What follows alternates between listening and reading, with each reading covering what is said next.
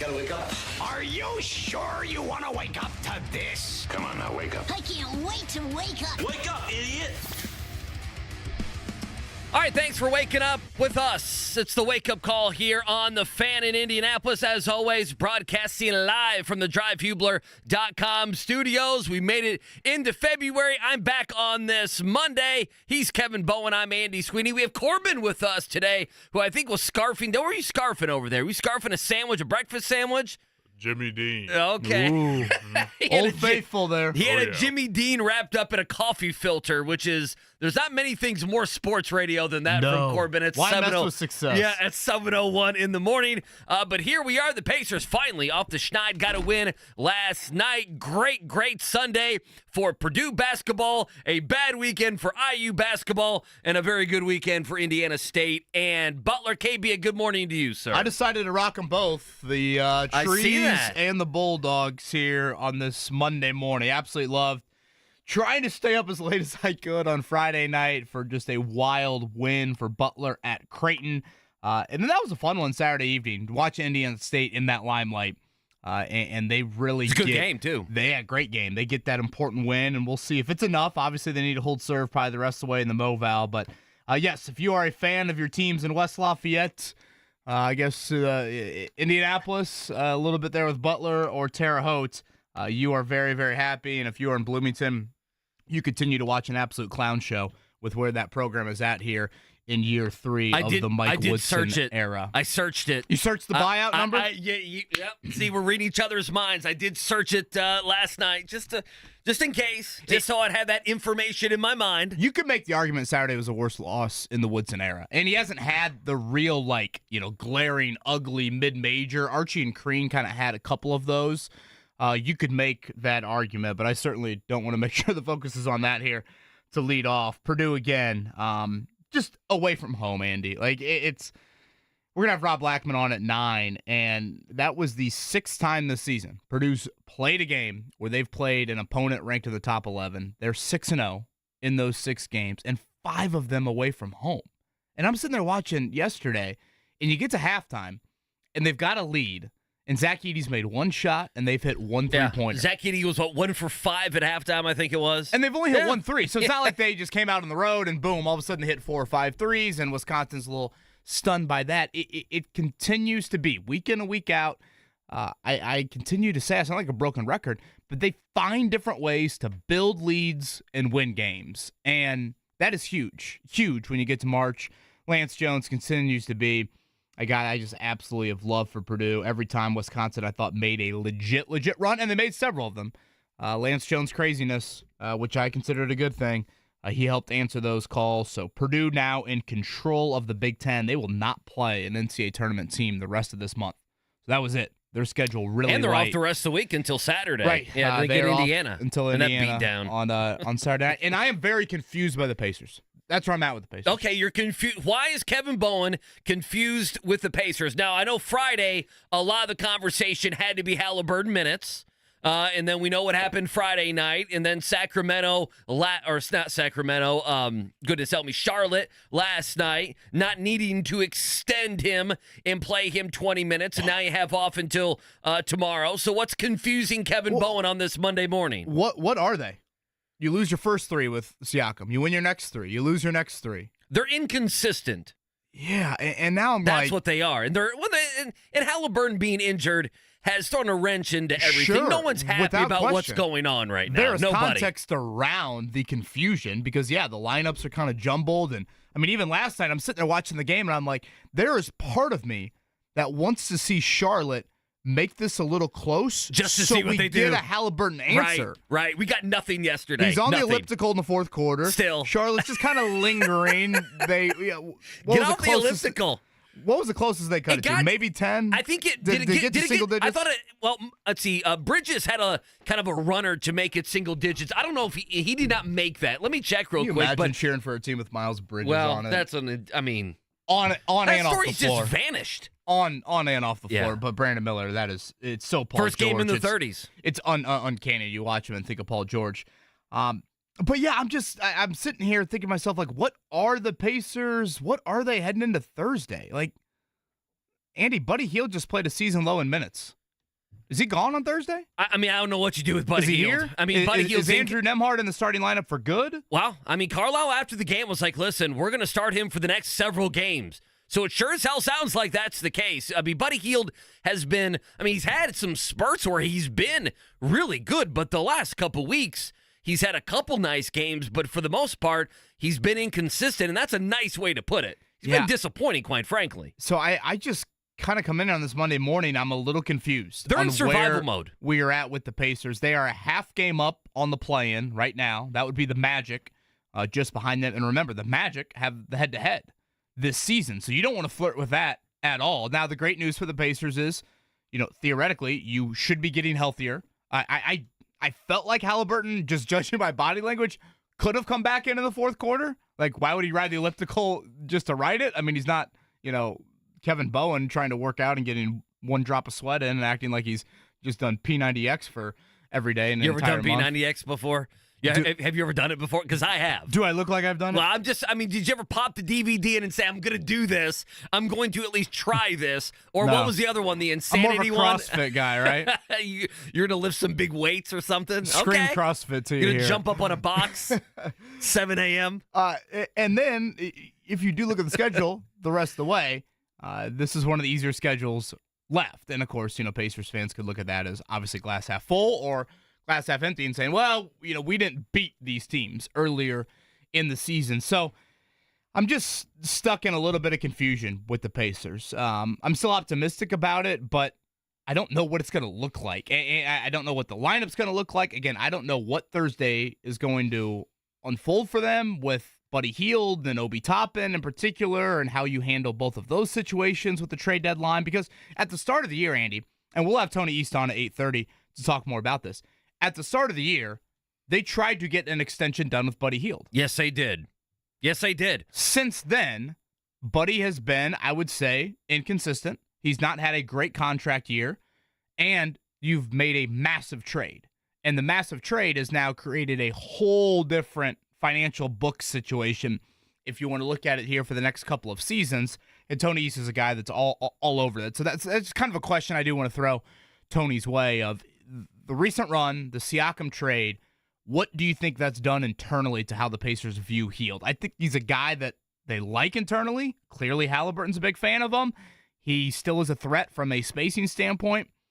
But, man, when a guy that is on the supposed trade block or is in a contract year just plays a season low in minutes and loses his starting job, again, you'd be naive to look away from that. Yeah, what a weekend. And I know you guys talked about it on Friday. I was out. My wife's grandmother passed away, so it was the first time, and I say this, that our little 4.5-month-old was like the star of the show everywhere we went, KB. So he is so tired yesterday. I think he cried the entire Pacer game. He had the Sunday scaries.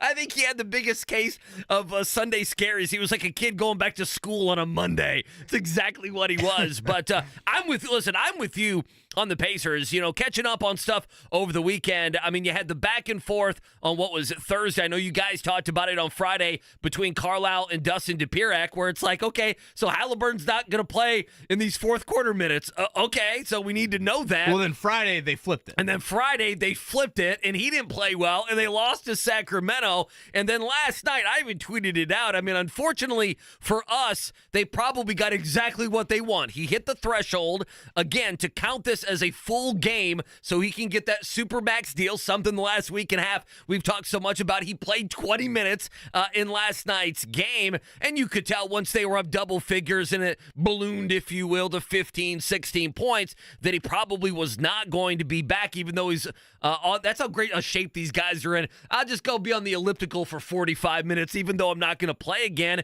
But you built that lead. You were not going to lose that game. After the game, Carlisle's like, we just got it. We got the win. We survived, and we got out. And now you get Houston coming into town. Houston, I believe, is in town coming up on Tuesday. To me, you ask what they are. To me, they are in survival mode. And I can, just by reading everybody, Halliburton's comments, Carlisle's comments, this is going back to late last week all the way through the weekend.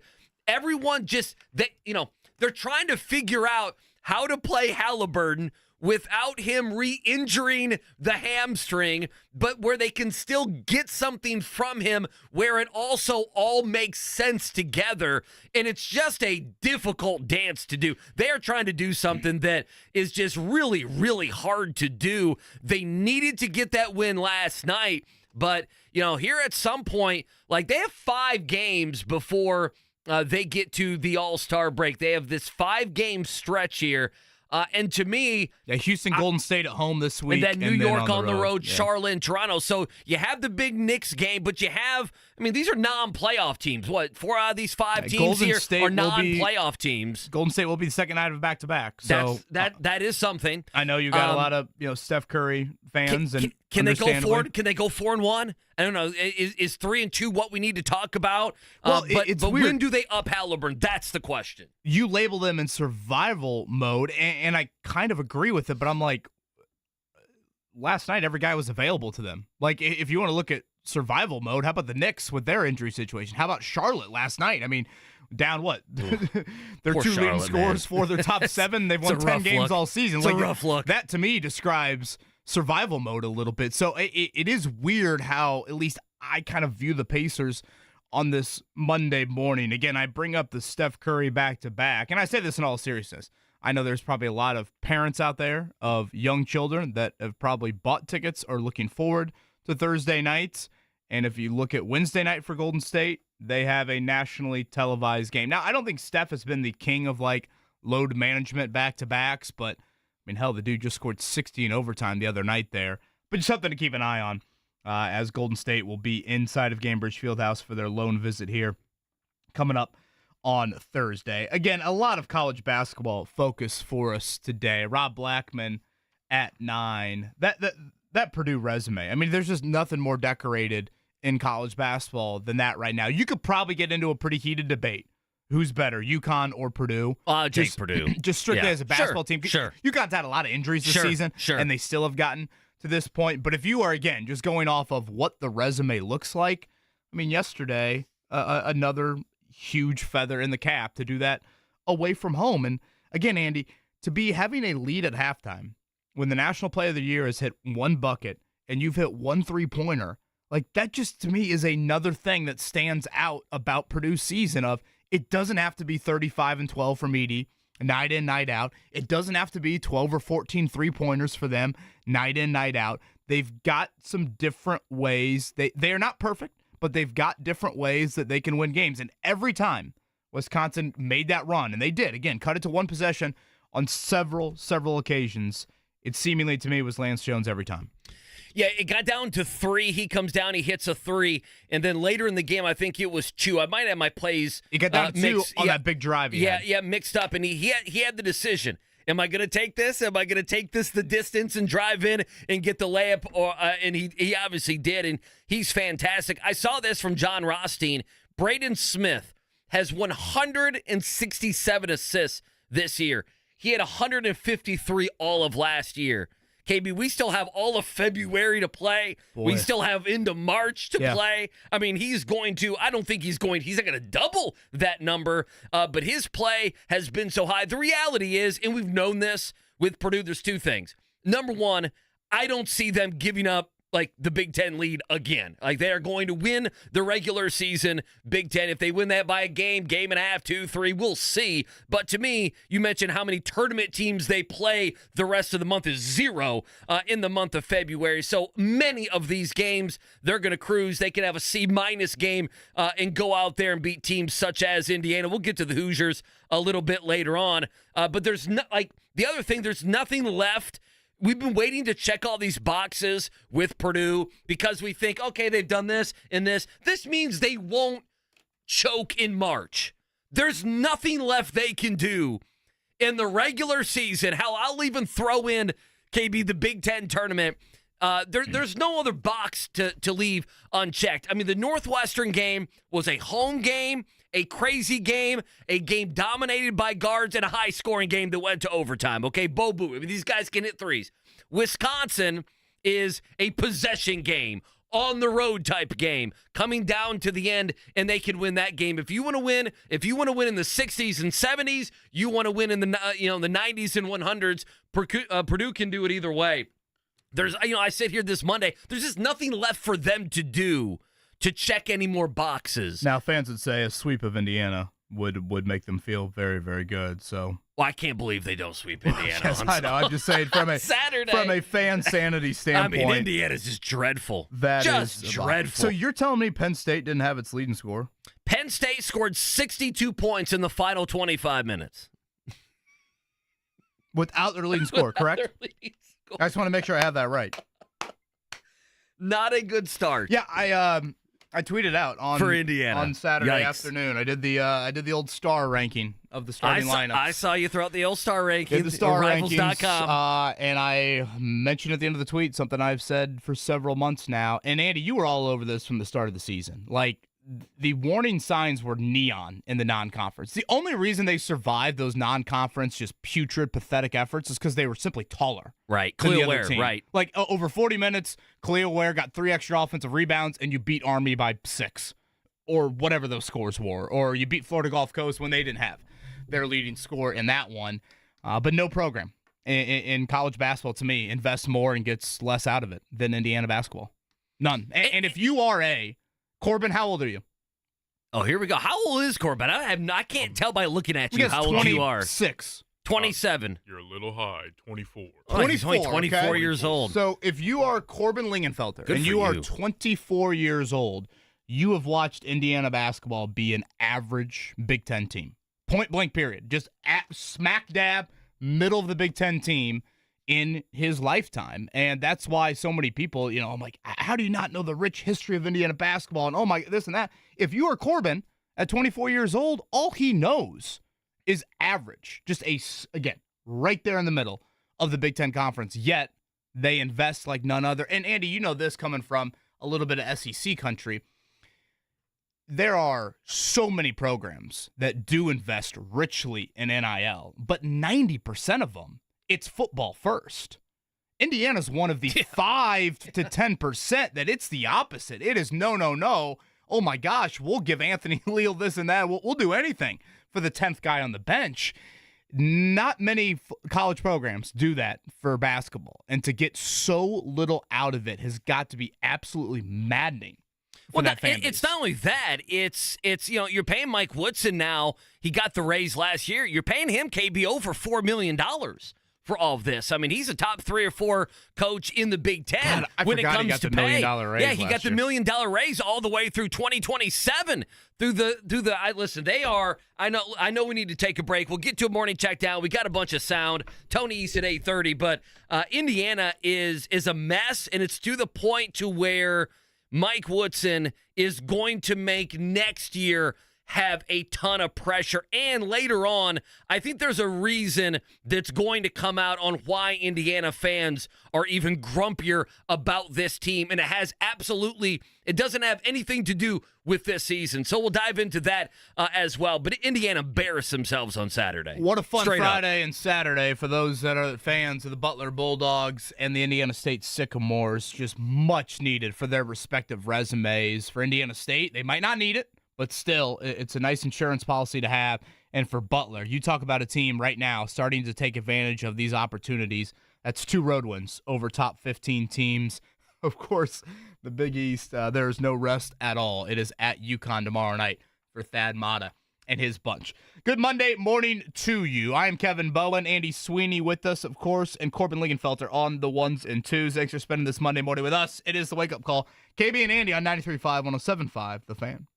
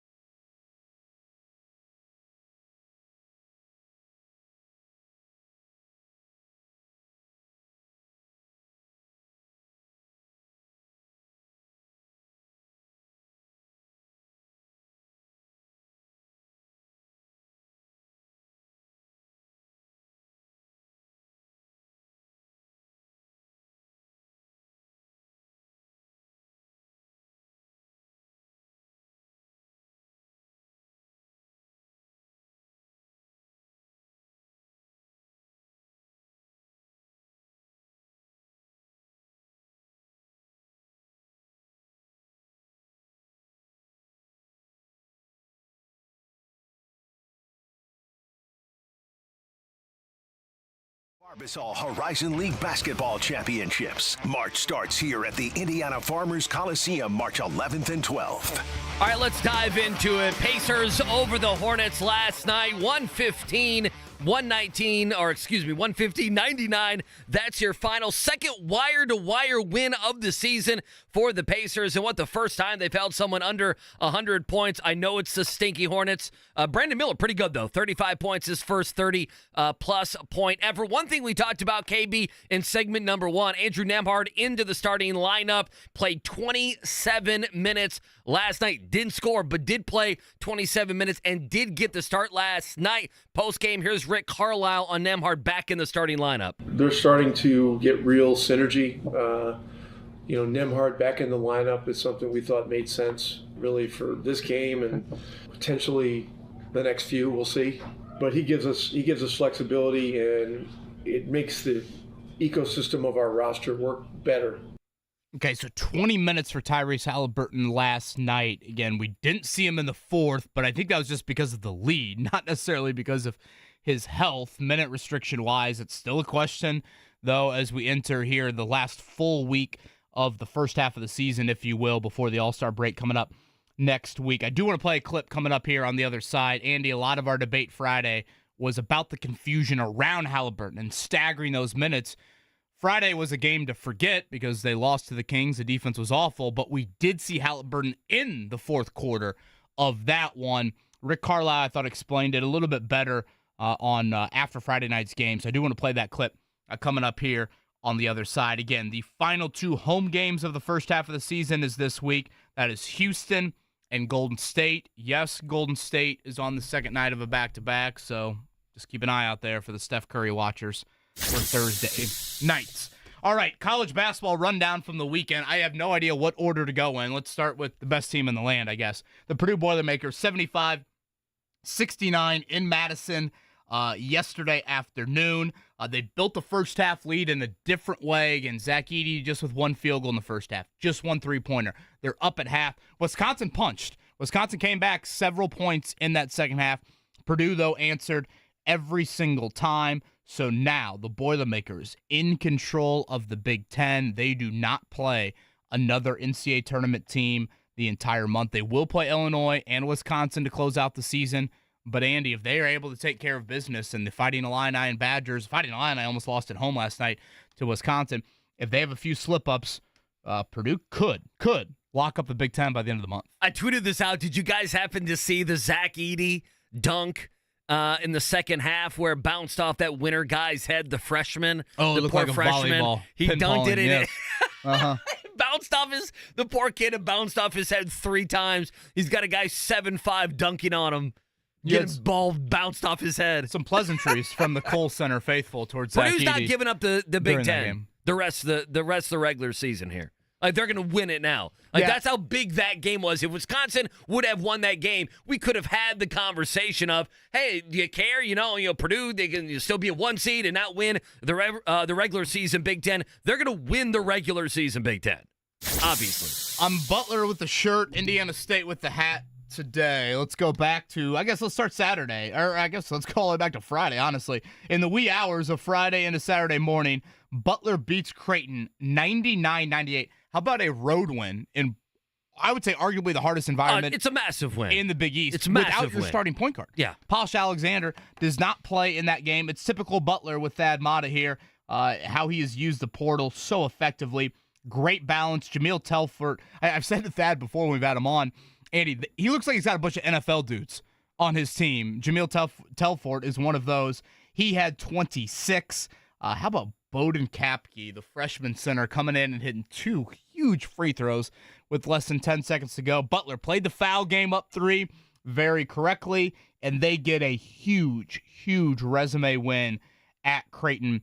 Again, no rest whatsoever for the Bulldogs. They board a flight today for UConn. They are at UConn tomorrow night. You got a nice win over the weekend. They beat St. John's. That was a big game. St. John's had Dan Hurley and Ricky P, yes, right? Supposedly they're supposed to hate each other. That's what happens when you have 2 people that are too much alike. they end up not liking each other. You got Indiana State ranked today?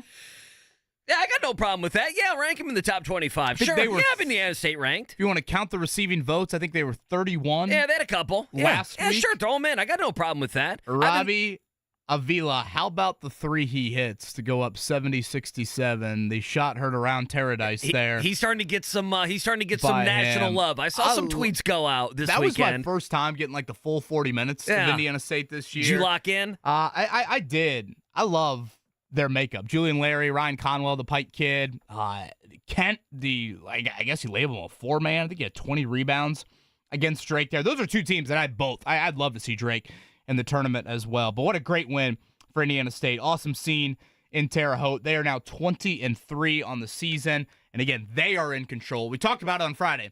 The game of the year in the MoVal, the game of the year in the Big Ten. Up to this point, Purdue and Indiana State both get it done this weekend. Yeah, Indiana losers. We'll just wrap up a couple different things. Indiana, they lost 85-71 to Penn State. I don't know what else there is. I mean, I know we'll dive into it more in the 8 o'clock hour, but Indiana stinks. Mike Woodson, after year 3, is going to be well under 500, I believe, in the Big Ten. He's going to be making over $4 million a year. So whatever. Indiana lost by 14, and I just don't know what else there is to say about IU basketball. They've been lackluster all season, and I thought this was you mentioned it. This was an Archie Miller type game. That's what losing to Penn State without one of their better players is when you're at home in Assembly Hall, and you're out of the game much of the second half. I mean, you really are. You can make a pretty stark argument. It's the worst loss in the Woodson era. I tweeted this out on Saturday for those that did not see it. The star rankings of the starting lineups from the two teams on Saturday afternoon. Indiana, 4-star, 131 overall. 4-star, 158. 5-star, 10 overall. 4-star, 38 overall, and a 5-star ranked 7th overall in their respective classes. Penn State, 3-star, 242, 4-star, 90, 3-star, 188, 3-star, 294, 4-star, 124. Yeah. Without their leading scorer, they come into Assembly Hall and win by 14. Yeah, in the second half there, a complete disaster. A couple other just quick items. Joel Embiid set to have surgery, so that's a huge deal for Philly. And they are right now the team above Indiana in the standings. It's huge. It is a 4-game gap, though. So it's a big gap, but if Embiid's out for, months. He's going to be. He's going to be out. They think this could last into the postseason. We've seen him have those knee injuries. Cliff Kingsbury taking the OC job there in Washington. I know that's a bit of saga. Does that even mean going Caleb back Williams? from last week. I don't know. We'll see. I've never seen a quarterback say, I just cannot wait to play for Washington, but maybe that changes. He's from there, right? I know. Went to Gonzaga High School right there. We'll see. And then the World Cup final awarded in 2026 to New York, New Jersey. That was a big story working its way. I know Jimmy Cook, I'm sure, cares about such things. So correct me if I'm wrong. Are all those fields become grass for the World Cup, right? Because isn't it all this talk about the MetLife turf? Yeah, I believe so. Yeah, Colts will be on the MetLife. I would be the turf last guy to ask on soccer, twice but I believe next that's season. the case. I don't know. Didn't Louisville have or do they have the equivalent of Indy 11? They have an equivalent of Is it Indy Cincinnati 11. that yeah. has the MLS team? It's Cincinnati. Yeah, Cincinnati poured a ton of money. They got big stadium and everything else. Yeah, good for them. On the other side, we are 3 days away from the NBA trade deadline. Where are we at with the Pacers and that, and the minutes restriction for Tyrese Halliburton? It has changed since we last spoke. Rick Carlisle, a little bit more clarity on that topic. We'll explain more on the other side, and a lot of college basketball chatter throughout this Monday morning. Again, thanks for spending it with us. It is the Wake Up Call with KB and Andy here on 93.5, 107.5, The Fan.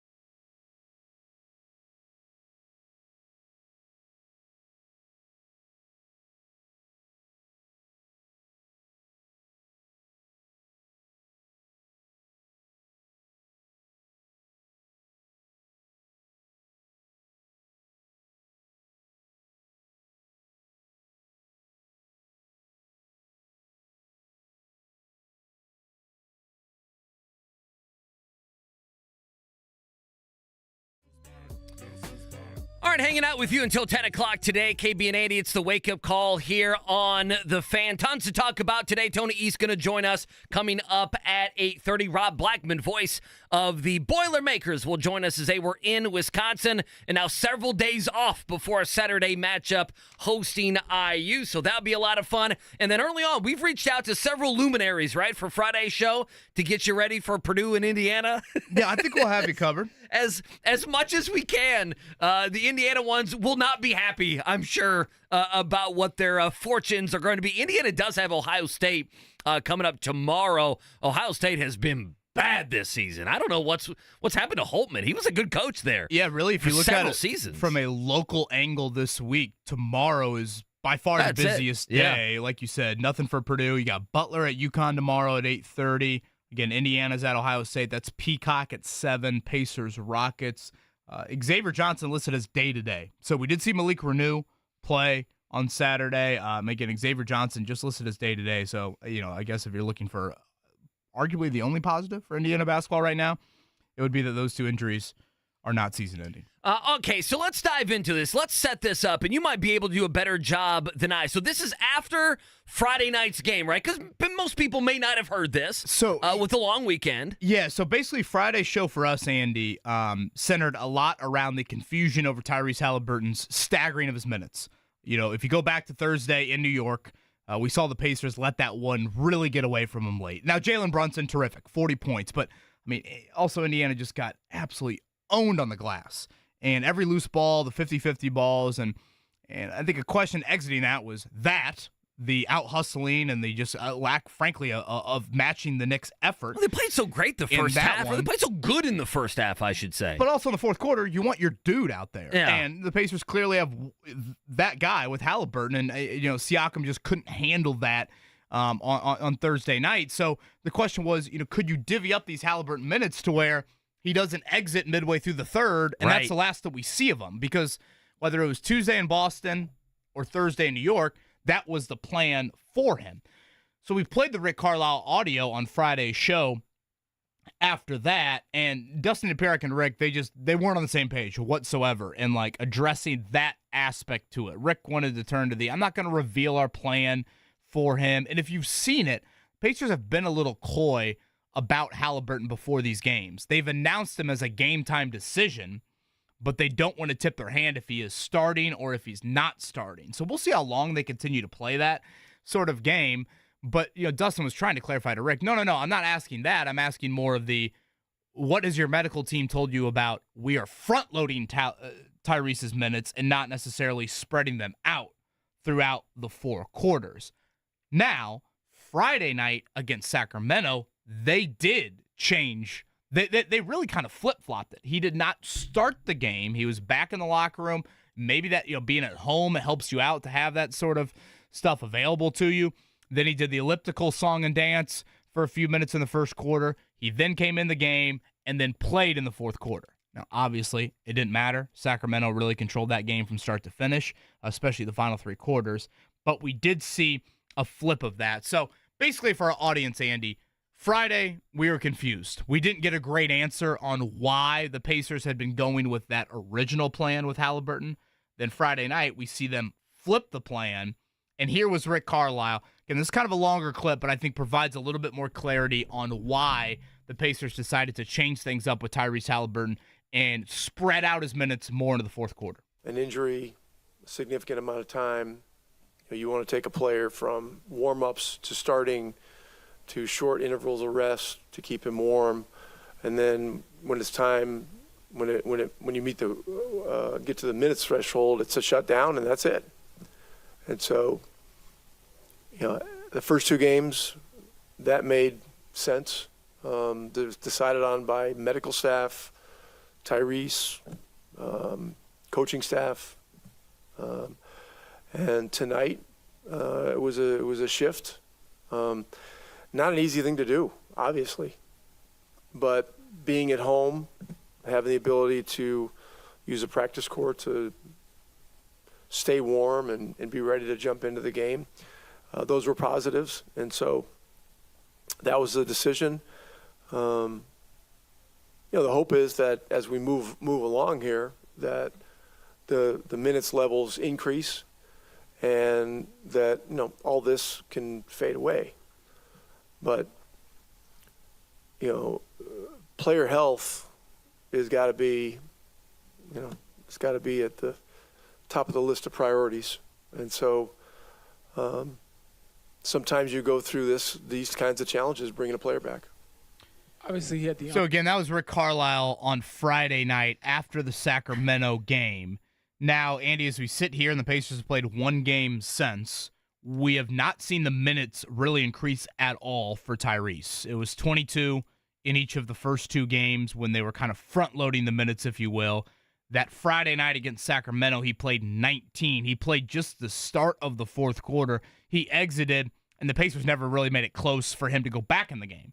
Now, the reverse of that happened last night. Charlotte never got close enough for the Pacers to put Haliburton in. He ended up playing 20 minutes last night. He had 17 points and 4 assists. I thought by far the best he's looked in the 4 games. What'd you think of the faking the hamstring since injury? his return? I thought the fake of the hamstring was one of the wilder moves I've seen from him, because the issue, too, was they just went to break right after that. And I'm like, I'm 90% sure he was faking that. I got to sit here for 2 minutes now. But wait a minute.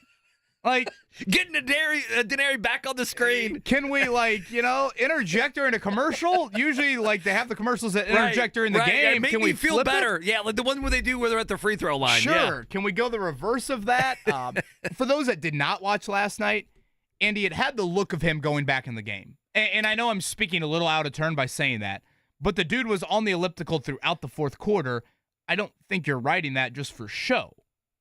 Aren't you writing that if you're going to go back in the game? So Charlotte you think, never got it closer than 10 so or 9. So you think they were going to up this, and maybe he plays the final 6-7 minutes of the fourth quarter, perhaps, or 6 or 7 minutes in the fourth quarter. Doesn't have to be the back end, and we kind of move, instead of 22 minutes, now we're up to 26, 27 minutes, perhaps, maybe last night. But then it never slapped him in the face. Here's my thing. That's my thought, at least. Yeah, I listen, I'm kind of with you on that. Otherwise, why would he be? Maybe that's his passive-aggressive way of saying, "Hey, coach, I'm staying ready. The hammy's warm. I can go back into this game if it ever got down to 5, 7, whatever that was."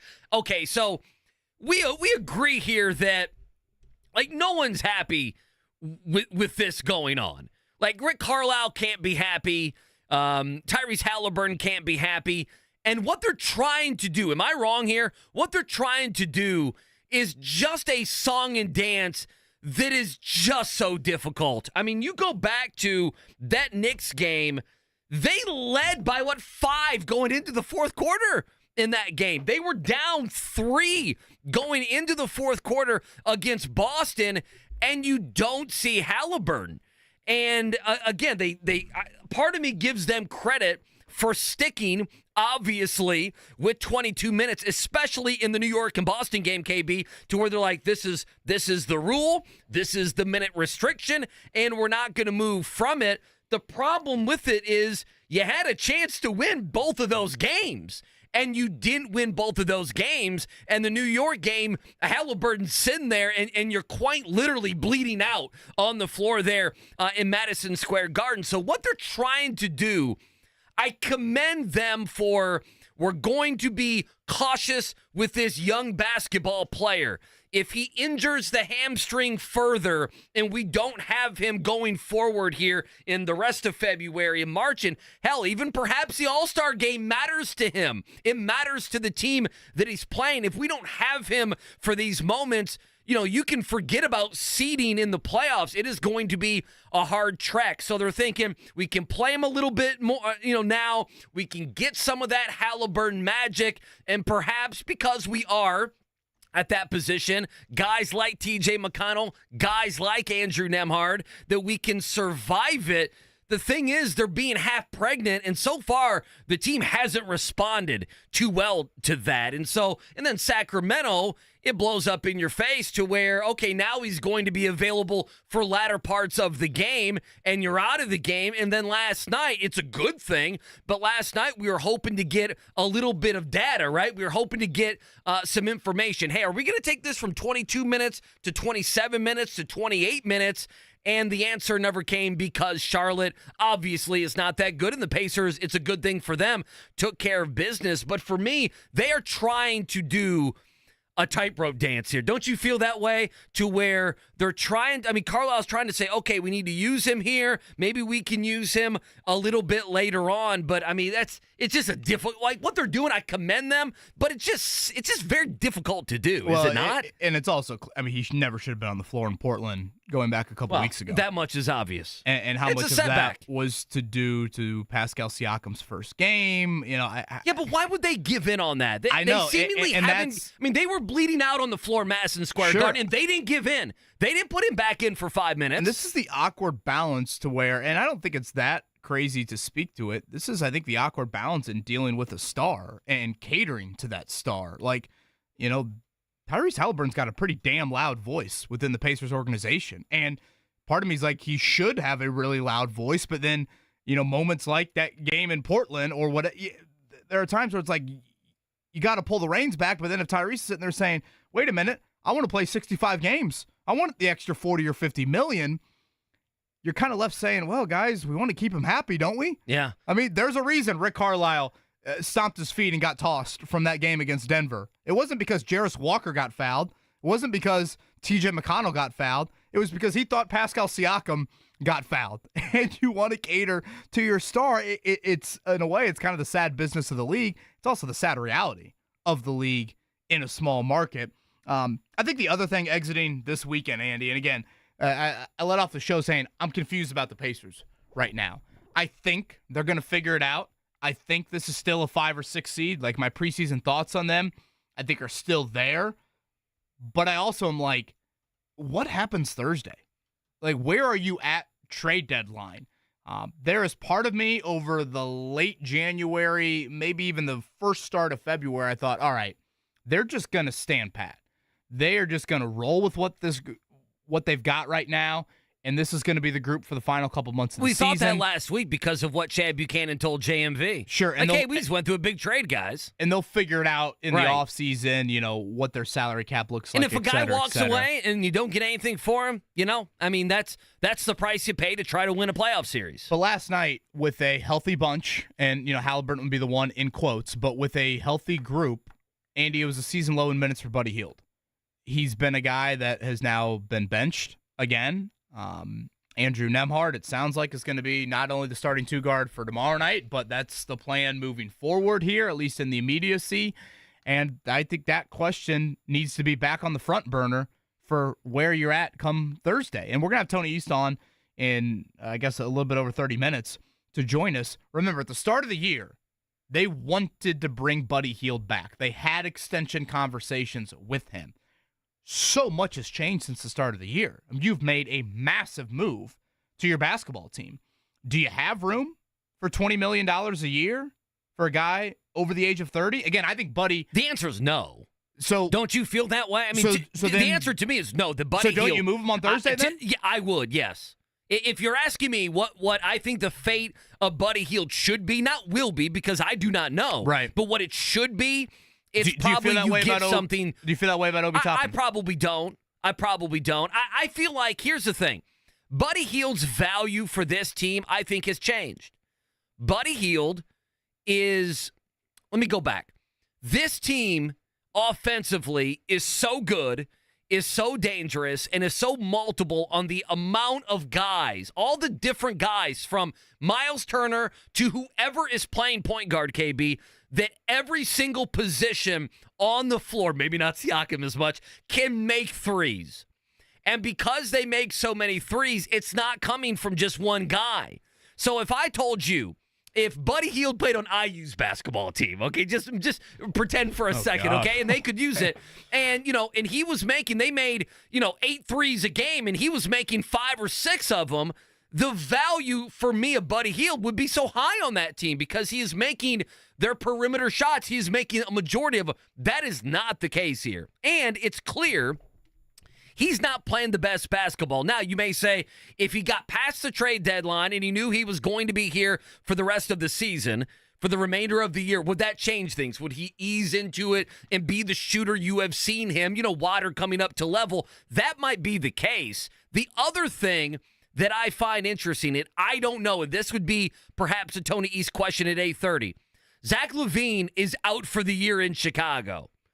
The reason I bring that up is he was the top, was he not, Kevin? The top shooting guard that was going to be available come trade deadline time, right? I mean, he was going to be the conversation this week. Much different game and contract. Much different game and than Buddy Hield. But Buddy would be kind of a second option if there were a team looking to add something like that and looking to add something without all of the contractual obligations and everything else. Not nearly as good of a player. LaVine is a dynamic player, can get to the bucket, been in dunk contests and everything else. But does Buddy now have more value given that someone like that is off the market and is out for the remainder of the season? That's also something to remember. But to me, Buddy has been, for the most part, disappointing. I feel like he's been benched, 3 times this season?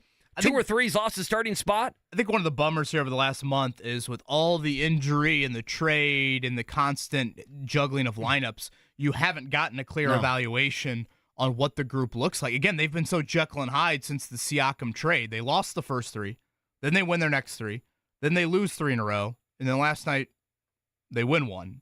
Like, it just... Things need to slow down for them. They need to get healthy and in a rhythm. Which it should and borderline will. The problem is the trade deadline doesn't slow down. Right. It is Thursday. It's Thursday. You have one game before that. So, again, getting a clear about... Like, last night, the Pacers, again, it's the healthiest they've been in a month. Andy, Ben Shepherd and Jarris Walker didn't play a meaningful minute. Yeah, Shepherd played 2 minutes. So that is the question you have. Shepherd, to me, had kind of earned a spot. Then it's like, well, did he just earn a spot because other guys were out? And then, of course, he's not the same as Buddy. He certainly gives you a lot more defensively, but he is not going to be the scouting report threat that Buddy is, even if, Hield's going through the slump that he has been going through. So certainly something I want to throw Tony East's way when he joins us coming up here in about a half hour, and exactly where he views the Pacers trade deadline-wise ahead of Thursday. What is that? Thursday? Usually Thursday afternoon, I think, is what the NBA does for their trade deadline. All right, coming up on the other side, it was a busy weekend in college basketball here in the state, and if you live in West Lafayette, you live in, I guess, Indianapolis, you live in Terre Haute, you were thrilled by the results from the Boilermakers, Dogs, and Sycamores. The same cannot be said in Bloomington. We'll do a little college basketball chatter on the other side. Query and Company.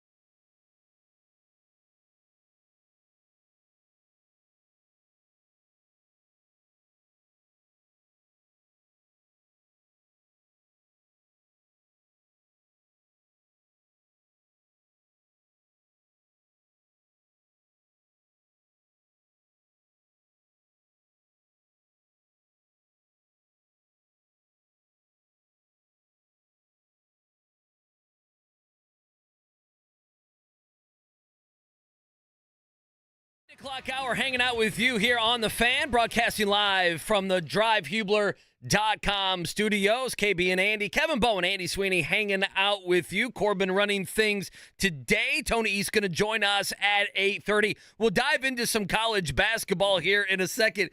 Kevin looked at me during the break and goes, we'll start with the positive and then bleed into Indiana. And I go, bleed is the key word. Before we do that, Corbin, you would like this. I know you would. Kevin, I don't know if you would. You know what this week is, right? You know, it's Super Bowl week and everything. But what really is this week? This week at Super Bowl, Las Vegas, and I know some people there, so I'm going to get some insight. It's Radio Row, Kevin Bowen. The stinkiest place in America right now is in Las Vegas, Nevada at Radio Row. Over 160 stinky sports radio stations. To be fair, there's a lot of smells in Vegas. There's a lot Always. of smells. And that room, that's not one of them. It's not a good one. So that's going on. We'll dive into some Super Bowl nuggets this week. this Should be week. having a player from the Super Bowl join us, right? At some point this week? I believe Playing in the Super Bowl? We're targeting Tuesday or Wednesday. Okay. For that, I believe. We have a couple things up in the air. I did text my guy Phil Sims. And I say my guy Phil Sims. I've I didn't know he interviewed was him. your guy. I've interviewed him 3 times. I guess that makes him my guy. Just a name is this drop. reciprocated? Would Phil feel the same way? He would not feel the same way. We'll find out if he comes on the air with us. You know, he's probably a little bit busy. CBS does have the Super Bowl coming up this weekend. So I figured I'm seeing all of because, you know, if you have a morning show, like if we were there right now, we'd be doing the show at 4 a.m. Vegas time. Like, there's no way you go to bed. Now, Travis stay Kelce up. was not in the building last night at the Grammys. That's a bad job by him, right? Like if you're Could he have gotten an excused absence for that? Let me ask you this. You're a Colts fan, and you have Kelce on your team, and he wants to do a detour and go to the Grammys, but not fly with the team. I do not care one bit. Okay, well, I wouldn't care either, but you know who would care? Every single talking head show for the next 5 days. What did he do in the AFC title game? 11 catches on 11 targets for 140 yards Did he have and 2 2 touchdowns? Yeah, not too bad. Not too bad. But he was not in the house. I think he's it's a earned bad the right job by him. On that. Bad Yeah, job coming by up him. Sunday, it is the Super Bowl. Obviously, I'm excited. We'll Let's go. Sprinkle that chatter. A former Colt going to join us later in the week who will be playing in Super Bowl 58 coming up on Sunday. Let's certainly start with the good, and that would be Madison yesterday. Purdue against 75-69. Andy, we started off with it, and really it's something that I've mentioned throughout really the past month or so. When Rob Blackman joins us in an hour, voice of the Boilers, I want to continue that conversation. But I just continue to be thoroughly impressed by Lance Jones and the no-fear element that he has brought this Purdue team. Because inevitably, Andy, I think when they get to, and we know where they're going to be playing, Friday of opening round of the tournament, they're going to be right here. They're going to be right over there at Gainbridge Fieldhouse. Friday, Sunday, yep. And the nerves will be through the roof, obviously. But that is a kid, whether it was in Assembly Hall a few weeks ago and the early shots he made in that game or yesterday in Madison, there's just a no-fear element. And sure, at times, Matt Painter probably wants to pull the hair out a little bit. But I think what he can bring of I can go have the spurt ability to get us a bucket, and it's a variety of buckets. It's a 3 when Wisconsin cuts it to 3, and I think at that point it was like a 7-0 run, and the Kohl Center's rocking, and boom, Lance Jones sticks one. Or yesterday, again, later in the game, they cut it to 2, and it's kind of that in-between of like, wait, should he drive it? Should he pull it back out? And boom, he drives it. He drives it. Right And decision, too. It's a tough finish at the rim, and he converts there. That is just such a missing element, missing ingredient for this Purdue team. And there is going to be moments, without question, if you want to make a 6-game run in March, where lulls are going to be there. And Braden Smith's getting suffocated on the other end of the floor, one of the rare times, and whatever. Edey's in foul trouble, or the doubles on Edey are working very effectively, and Mason Gillis isn't hitting those open threes. And you just need somebody to go do something and go take the ball, and you figure it out. And I just think he gives Purdue that element. And yesterday we saw it in the hardest road game they're going to have all year long in terms of the Big Ten. And again, Purdue continues to bolster the best resume in college basketball. And now they're in full control of the Big Ten, entering a very manageable month.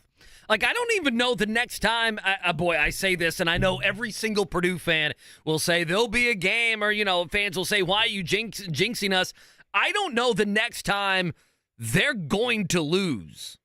KB. I mean, Ken Palm has them 96% chance to beat Indiana, 94% chance to beat Minnesota, 79 against Ohio State, 96 against Rutgers, 88 Michigan, 81 Michigan State. I mean, that could be one. Again, it's a home game. Michigan State has a bunch of talent. They have Tom Izzo, but they have been an underachieving team.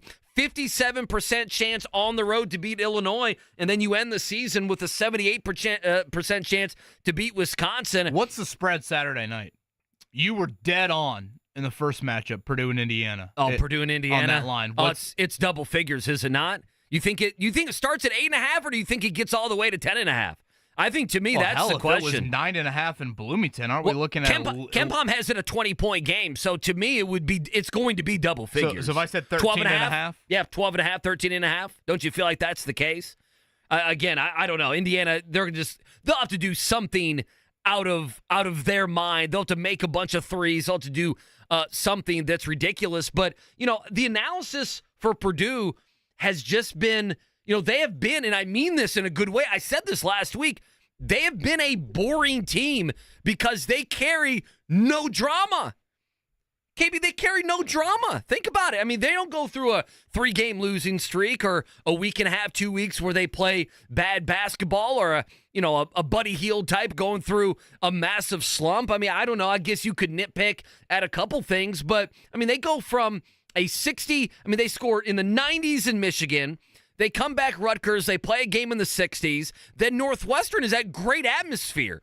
I mean, people we're talking about, everyone's like, it's one of the better atmospheres all season in college basketball. They go to overtime. That Northwestern game is back and forth, big shots, guards, and so they're having to face a team that is so guard oriented. And then Wisconsin is going to be more of a possession game. And you win that one as well. And Lance Jones is fantastic. I'd love, after the season, if they make the Final Four, if they win it all, obviously. I'd love to know if Matt Painter feels like he's good at going in the portal. Does that make sense? Because everyone has to do it, but you're also getting experienced guys, but you're getting guys that have not played in anything like the Big Ten, right? So most of the time, or the SEC or anything else. And hopefully we'll have Matt on again before the end of the season. But yeah, I'd love to know the psyche behind it. I'm kind of fascinated by tell me the recruiting stories. Like, okay, what sold you on Braden Smith? Because at the time, Braden Smith was not Power 5 offer here, Power 5 offer there. And remember, Matt told us that was during COVID, and so you couldn't get you couldn't do anything, the in-person stuff with them. But yet, he had been told by a lot of people and did get a look at him that he felt like it was worth the offer. All these Big Ten teams at the top. And again, this should go to the frustration for Indiana fans. When you look at Marcus Damask at Illinois, you look at, and I know he didn't play great yesterday, but A.J. Storr at Wisconsin, those two plus Lance Jones, none of these dudes were top 50 portal guys. None of them had the decorated high school resumes or, oh my gosh, can you imagine they've hit the portal right now and what they're going to mean? And Duke and Kansas and Carolina and all these schools want these guys, but yet how does your staff identify? And I don't know. It's a total different skill. Is there a Southern Illinois connection? I don't know what the connection is there. There's always some guy you've worked with, some assistant coach that has seen him play. But, I mean, you look at this team. They've had guys that have sat and had to earn playing time, starting time. You think of Kaufman Wren, guys that have had to sit. Then they've had guys play a lot as freshmen. You think of Braden Smith, you think of Lawyer. Then it's a whole other thing with the transfer portal that, even next year you're going to have to get a couple guys. I feel like every year you're going to have to go in the portal and get somebody else. Painter has not really used last year, it was like David Jenkins was the use of the portal. I'm trying to think of they had that kid from Dartmouth who didn't really do anything at all. Boudreaux, I think was his name. So it's not like they've been super active in it, but man, I'll admit, when I saw Lance Jones as I was kind of like, oh, this is the guy's resume. But not only that, when he plays, it's like it makes it. You would think that he was a high 4-star or 5-star player that had been in college basketball for a couple years and not an unknown guy. 1,000%. Again, there's the no fear element. That sure, at times he's shooting one from Attica and Monticello, and you're like, oh boy, come on now, rein it in. I got no problem with it. But boy, that's there what are he a few needs to moments, and yesterday was one of them where he stopped any sort of run. again, if you are a fan in West Lafayette, if you're a fan in Terre Haute, if you're a fan of those at 49th and whatever it is of Hinkle Fieldhouse, you absolutely loved what you saw, too. I did make a check of Joe Lunardi's bracketology. Andy, on Friday morning, so this would have been before Butler-Creighton, Friday morning, he had Butler as the 4th team out. Right. So they had risen a little bit up from, I think, when we last discussed it last week. They get a great resume win. On the road, top 15 opponent. I mean, they've got 2 top 15 road wins. When you get to Selection Sunday, how many teams are going to have that? How many teams are going to have even like a neutral site over Texas Tech? That's another really important win for Butler. And they've got several of them they could still nab here in February. If you look at teams above them, Gonzaga had another bad loss. They have fallen off a cliff this season compared to where we are used to with them. I think Florida was above Butler. They lost as well. When the Bulldogs tip tomorrow night and we get kind of our updated bracketologies around, I think you're going to have a very like 50-50. Butler is either in the tournament or at the very worst, like the first or second team out. What a great win for Butler without their starting point guard on Friday night at Creighton. Yeah, KenPom has them losing by 13 to UConn. But that is like a pure house money game. Yeah, can I move UConn aside and say, you have home games against Providence and Marquette? Yeah, and those are like games those are huge games. St. John's coming up later in the month. But beating Creighton on the road makes tomorrow night strictly house money. Well, I can't believe they won that game. Yeah. I don't mind saying it. I chalked that one up for a loss. I didn't think they were going to go on the road, and then the injury issues come out before the game. I didn't think they were going to win without Posh. Posh Alexander was a game-time decision. He was out. Landon Moore gets the start, and a variety of guys. And this is what Butler is, for those that have watched Butler this season, and I get it. It's a very new-look team. But Thad Matta, again, you talk about finding the right guys in the portal. Getting a group to mesh together as quickly as he has. I mean, they had a really nice start to the non-conference. It wasn't that slow of a start to the season at all with all these new faces. Jameel Telfort on Friday night was outstanding. Just bully ball by him to get some big buckets late. And again, they win 99-98 in that one. And just looked like an awesome atmosphere in Terre Haute on Saturday. Really enjoyed watching Indiana State. Kind of my first 40-minute experience with Josh Schertz's team. Robbie Avila, how about the 3 that he hit there to make it 70-67? They beat Drake in that one. It looked like they were going to lose that game a couple different times. Kind of started to slip away from them. Are they going to lose on their big night on ESPN too? DeVries? How do you pronounce the other kid's name? I guess. He was going off. He looked like a player. He's a beast. And he had that ankle injury early in the game. I was thinking about this, and maybe this is too far-fetched with Indiana State. Okay, I like when you start thinking about things. Lunardi had him as an 11, okay? Uh-huh. Let's bump him up to a 10. Okay. And let's say they run the table, all right? Okay. They are 31-3 if they run the table. Okay. You're talking regular season and Moval. And Moval. Okay, so they gotcha. clinch the automatic berth. That is they got to be better than an 11 seed if they do all that. Right. Anyway, so again, hear me out. If they do that, let's bump them up to the 8-9 line. Okay. Put them on like where Florida Atlantic was last year. Remember Florida Atlantic had Memphis in the 8-9. You put them 8-9 right here at Gamebridge. You put Purdue, Indiana State. Oh yeah, you got second round. Yeah. Okay. Do you like? I of course I like. I always love when these things happen. Or do you want to spread out? Or do you want to spread the wealth? Schools? Boy, I tell you, that's the thing. I think the majority of people probably want to spread the wealth out a little bit among the state, just because they would feel like, as fun as Indiana State is, there ain't no way they're going to beat. I mean, there's no way they're going to beat Purdue. That would be the overall notion. And if you're a Purdue fan, I don't know. Avila versus Edey is the matchup we need. Don't you want someone you don't know, where you don't have that added pressure, especially given that you've been known to choke in the NCAA tournament the last couple years? You, because I know. If I was willing to be a betting man here, I would have said a few years ago. Now, it didn't play out this way, thanks to St. Peter's, but wasn't Kentucky here at Gamebridge with the chance to play Murray State in round 2? Oh, yeah. It was a conversation. And I can imagine that had to be a little juicy. Oh, sure. Leading into the opening round. Sure. Well, I mean, you've had Louisville play Murray State. They've lost to Murray State before? Oh, yeah, listen, I'm all for it. I'm just saying, I think the majority of people would say, let's spread out our wealth a little bit to a team that maybe doesn't know Indiana State, that wouldn't take them lightly. I don't know. No, By the way, can I go back to Purdue for 1 second? I would like to spread the wealth. I know. Well, if you're being honest, 6 minutes to go or so in that Purdue game, and then we'll get to Indiana. I just wanted to go back. I had this written down. Before they went to a TV timeout, Braden Smith drove left. He shot a floater with his right hand. It bounced hard off the backboard. Edey caught it and dunked it.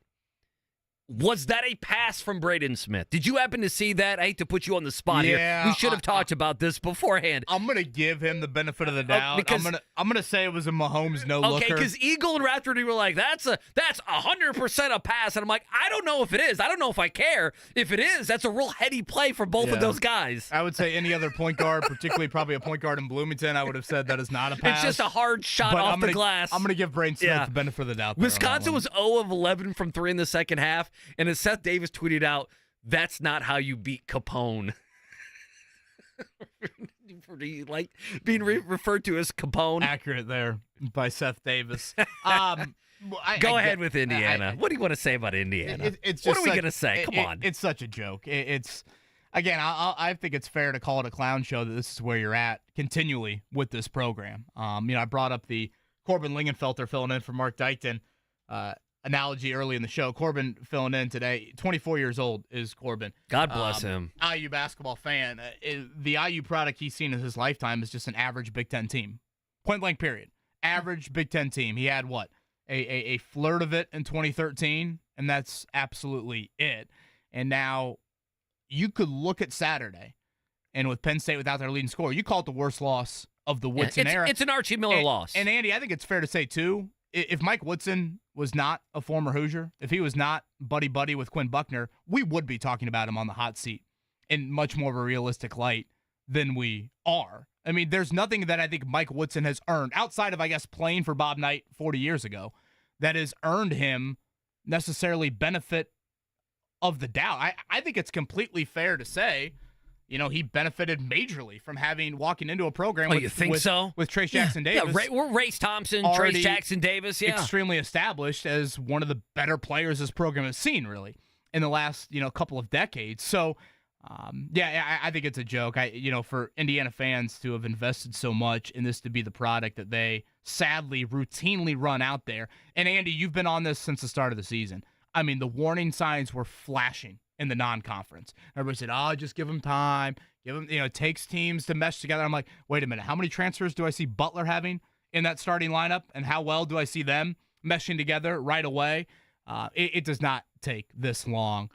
And the amount of wake-up calls that they should have had throughout this season, and yet none of them seemingly resonating whatsoever from them. It's an absolute joke that this is where we're at with Indiana. A couple different things. We have missed, and I have as well, we have stressed the analysis of they can't shoot, they don't have guards. And by the way, all of that is very true. They cannot shoot threes. They play an archaic style of basketball. They play a style of basketball that is nothing like you see in 2024. And right now, they're 99th in the KenPom. And the reason I bring that up is, KB, where we have been kind of wrong on this team is while the offense has been bad, their defense hasn't been any better.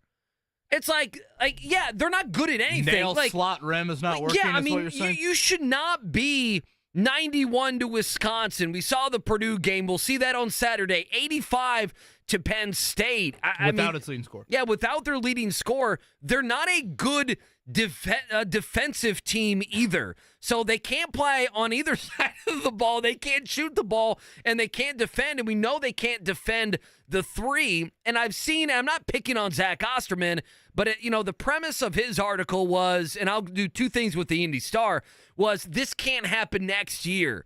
And to me, there needs to be, and this goes to Greg Doyle's column, and he's spot on over the weekend.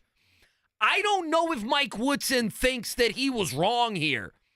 I covered Kenny Payne at Louisville. Kenny Payne didn't get it. He didn't know that he was the problem. And so I don't know if Mike Woodson thinks he did a good job or a bad job. And Doyle used in his quote, or in his column, a quote, and I went back and I've been trying to find it in all the sound. I've had to delete some of the stuff from my mailbox. Our mailboxes around here fill up pretty full on the old Outlook. So, Corbin, you know that's right. So I've had to permanently delete some of that stuff. But he had a quote a couple weeks ago, did Woodson, on Khalil Ware, where he was talking about how they were coaching him up and how, the coaching staff was really taking into account how well he was doing. And that was a great thing for the coaching staff in Indiana basketball and everything else. What about everybody else? And so I just don't know if Mike Woodson is thinking, I am at fault for the team that I built, or if he's going to put it always on the players. I find that to be interesting, and I also find it, and I don't know the line with Indiana fans. I don't. But there has to be a time where this turns into a toxic situation. You saw that at the end of the Tom Crean era with Archie Miller for quite a while. It became toxic. You were watching these games and you just wanted Archie to be out of there. I don't feel like that's the case here yet, but I feel like it could be the case. The matter of fact is they're going to end this season, two things, and I'll be done. They're going to end this season, and Mike Woodson is going to be under 500 in the Big Ten. And he's going to be several games, by the way, under 500 in the Big Ten. And then the other thing, and I think this will come up once Indiana fans digest truly what happens, and this team could lose many, many more games, is, I'm sorry, last year's Indiana team, I mean, I don't know. They beat Purdue twice. They're second in the Big Ten, and they went in the round of 32, and they just laid down and they fizzled out of the tournament. Like, they didn't end last year in March in any sort of a positive way. You fizzled out in TJD's last year. Yeah, you beat Purdue, and you had so many great moments in the Big Ten, but when it became nut-cutting time, you weren't there in March. I don't know. I think that's going to come back, and that's going to bite Mike Woodson as well. I mean, winning one tournament game in 2 years with TJD. You got a top 20 pick and one of the best players in school history, certainly in recent school history, and a bunch of good role players. You expect to be lasting longer than just the round of 32. And not to mention really kind of outplayed, especially for the final 10, 15 minutes of that game. Mike Woodson, sorry to interrupt, Mike Woodson needs to come out after the season and have a detailed plan on how this is not going to happen again. He needs to answer why they can't shoot threes, why they can't make threes, why they can't make free throws, why they don't have dynamic guards, why they put everything on a guy in Xavier Johnson who is a whatever player and who has been in trouble in Bloomington. To think, I mean, they are putting Trey Galloway is a fine Indiana basketball player, KB. They have put him in a bad spot. He would be a great player up next to, I mean, you see this at Purdue. Purdue role players sometimes shine because there's an Edey, there's a Braden Smith, there's a Lance Jones, whatever it may be. I mean, Trey Galloway would be a great complementary piece to a team that had some guards. I don't know. And you can't say freshmen. I mean, freshmen take time. And Baco took what? A month, right? A month and a half to get right? Yeah, and we saw that. I'd probably throw one more on there. I would say some in-house player development has been an issue as well for you. And that is something that, with the portal, you can kind of patch up a little bit of that. Maybe it's not as big of an onus as it has been, but I would argue if you look at the top teams in college basketball, even though a lot of them have benefited from the portal, guys taking strides as players, 1,000% is there, and it's needed to, I think, better create a culture of, okay, if you do whatever, work hard, listen to the coaching staff, et cetera, you're going to reap some benefits in our own building in here in Bloomington. Well, last thing I'll say on Indiana is, in a world of NIL and in a world of a fan base that is so damn passionate and pumps in tons of resources for you, it's one of the few programs in college athletics right now where, Andy, 90% of that funding, fans, and I don't know, maybe this will change with Kurt Signetti, but it certainly wasn't that way before that hire was made. It's going to basketball. We get it. It's going to basketball. Yeah. And name me a handful of other programs you can say that about. There are not many. Kentucky's one of them. Right. Kentucky's one of them. Very few. Yeah, but there's very few. 5 or 6 of them. And so that should give Indiana such a great advantage to at least just be, like, we're not even talking about them, the 30th team out. They're the 50th team out of the tournament right now. It's not even like they are sniffing the bubble here in year 3 of an era where on Saturday afternoon, they're starting 5-star, 5-star, high 4-star, and 2 other 4-stars. And they're losing to a Penn State team with a bunch of 3-star dudes and without their leading scorer on their home floor. And all we hear about is, do you know how hard it is to win on the road in the Big Ten? That's all we hear about. And Indiana gets run off their home floor by an awful Penn State team without its leading scorer. What I don't know is, and I fear, and Rob tweeted me, and he might be, I think he's probably right. My thinking is he is right. Again, I followed Kenny Payne at Louisville. Kenny Payne was lazy, and is entitled. He is extremely entitled. Is Mike Woodson entitled here to where he's not dealing? This goes back to what you said 10 minutes ago, KB, to where if his name weren't Mike Woodson and the relationship with Quinn Buckner, that can make you entitled. And Mike Woodson after this season, earned that, though? Mike Woodson after this season, that's what he has lost. To me, he has lost. I'm not saying it's hot seat, but he has lost that entitled nature that Mike Woodson enters next season like any other coach. Not beloved Mike Woodson, who helped bring Bobby Knight back a couple years ago. That's the change. Yeah, and I sit there and think, has he even earned that, though? Well, maybe that's a discussion for a different day. It probably is. In my opinion, no. And I go back to what he did last year, fizzling out in the NCAA with tournament. The ex-player, with the guy that everybody loved, and whatever. It's dangerous. Big donor here, used to cheer for him and lived across the hall from him. Like, that is just a slippery slope. Can I add one more thing to this, just so people know? They have to pay he got a $1 million bump per year through the end of his contract 2027 last year. So he came in making a little bit more than 3. He signed 6 for 18. He now makes more than 4. He's about 3rd, 4th, right on that list in the Big Ten, okay? Behind Underwood, Izzo, maybe someone else has moved past him, but he's right there, okay? So he's, again, Indiana, they're putting resources, NIL, everything else. They're putting money into their head coach. He gets 100% of his contract if he's fired before April 1st of 2025. So in my opinion, with what Indiana has went through, he is going to be your coach through the 2025 season. So that means he should probably have next year, you could argue, that he will have all of next year, but that's basically Final Four weekend type stuff. If you fire him before that, he gets 100% of his deal. 100%. Voice of the Boilers, Rob Blackman at 9. A lot of Pacers trade deadline chatter coming up with Tony East in a few. Let's do a quick morning check down. The Morning Checkdown, brought to you by the Barbasol Horizon League Basketball Championships. March starts here at the Indiana Farmers Coliseum, March 11th and 12th. All right, 115.99, that's your final last night. Pacers on the road in Charlotte. They get the win.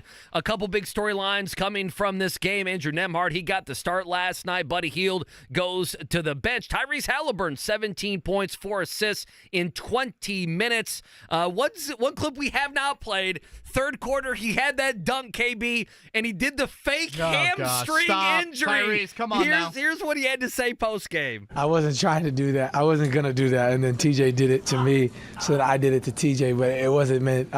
I would never joke with the fans like that, but I guess I did. That's my fault. I'm good. They go straight to a commercial break, and I'm sitting there like sweating on the couch. Yeah, well, I love he goes, well, I would never do that to the fans. I'd never do that to you, Kevin Bond. But I guess I did. He called Tyrese, there are a few cameras on. on you if you didn't know that during games. 28-23 now on the season. Again, I'm a bit confused about the Pacers right now. Hopefully some clarity from Tony East on the other side. Talk a little trade deadline coming up on Thursday. This week for the Pacers, home to the Rockets, home to the Warriors. Again, Golden State also plays Wednesday night. That is nationally televised against Philly. So for those wanting to see Steph Curry and the Warriors on Thursday, just a little warning. I don't know if he will 1,000% be resting by any means, but certainly something to keep an eye on. Just college basketball schedule, I guess, just for the rest of the week. Again, Purdue is off until Indiana. Saturday night, that is 8 o'clock on Fox. I assume that's Gus Johnson and company on the call for that one. Tomorrow, Indiana is at a very reeling Ohio State team. I believe they've won 1 of their last 8 games at 7 o'clock on Peacock. What happened to Chris Holtman? Butler at UConn tomorrow. So you want to talk about Butler getting such a great win on Friday? Oh, yeah, at UConn coming up tomorrow night. We'll see about Posh Alexander and his availability for that one. All right, on the other side, Tony East talks Pacers, Tyrese Halliburton's minutes restriction, and the trade deadline next. Hey, it's JMV for CarX. Winter driving equals pothole season. Free brake, shock, strut inspections, and 20% off four-wheel alignment. Stay winter road ready at CarX.com today. Diabetes, high blood pressure, anxiety meds, everyone's on them. If you're a 50-year-old male, maybe a bit porky, and you may even have type...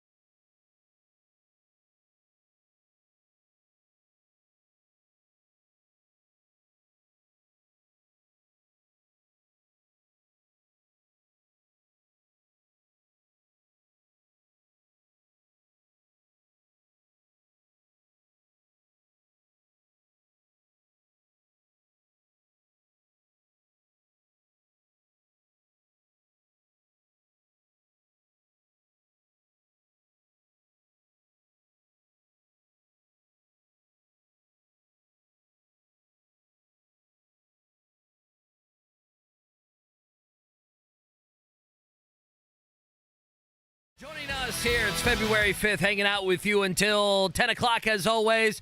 Broadcasting live from the drivehubler.com studios. Rob Blackman going to join us at the top of the hour at 9 o'clock, about 25 minutes from now. We'll continue the Purdue basketball conversation with him, but let's switch gears and go to the Pacers. Tony East joins us here on the Payless Liquors hotline, Locked On Pacers, SI.com. Many places you can find his work.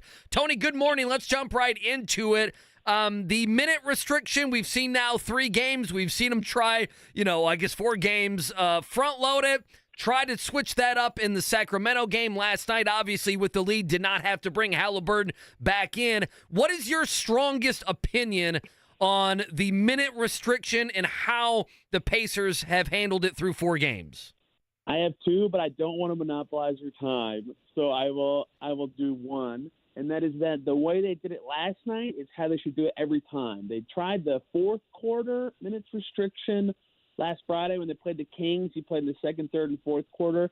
I get them wanting Tyrese Halliburton to close the game. He is their best player.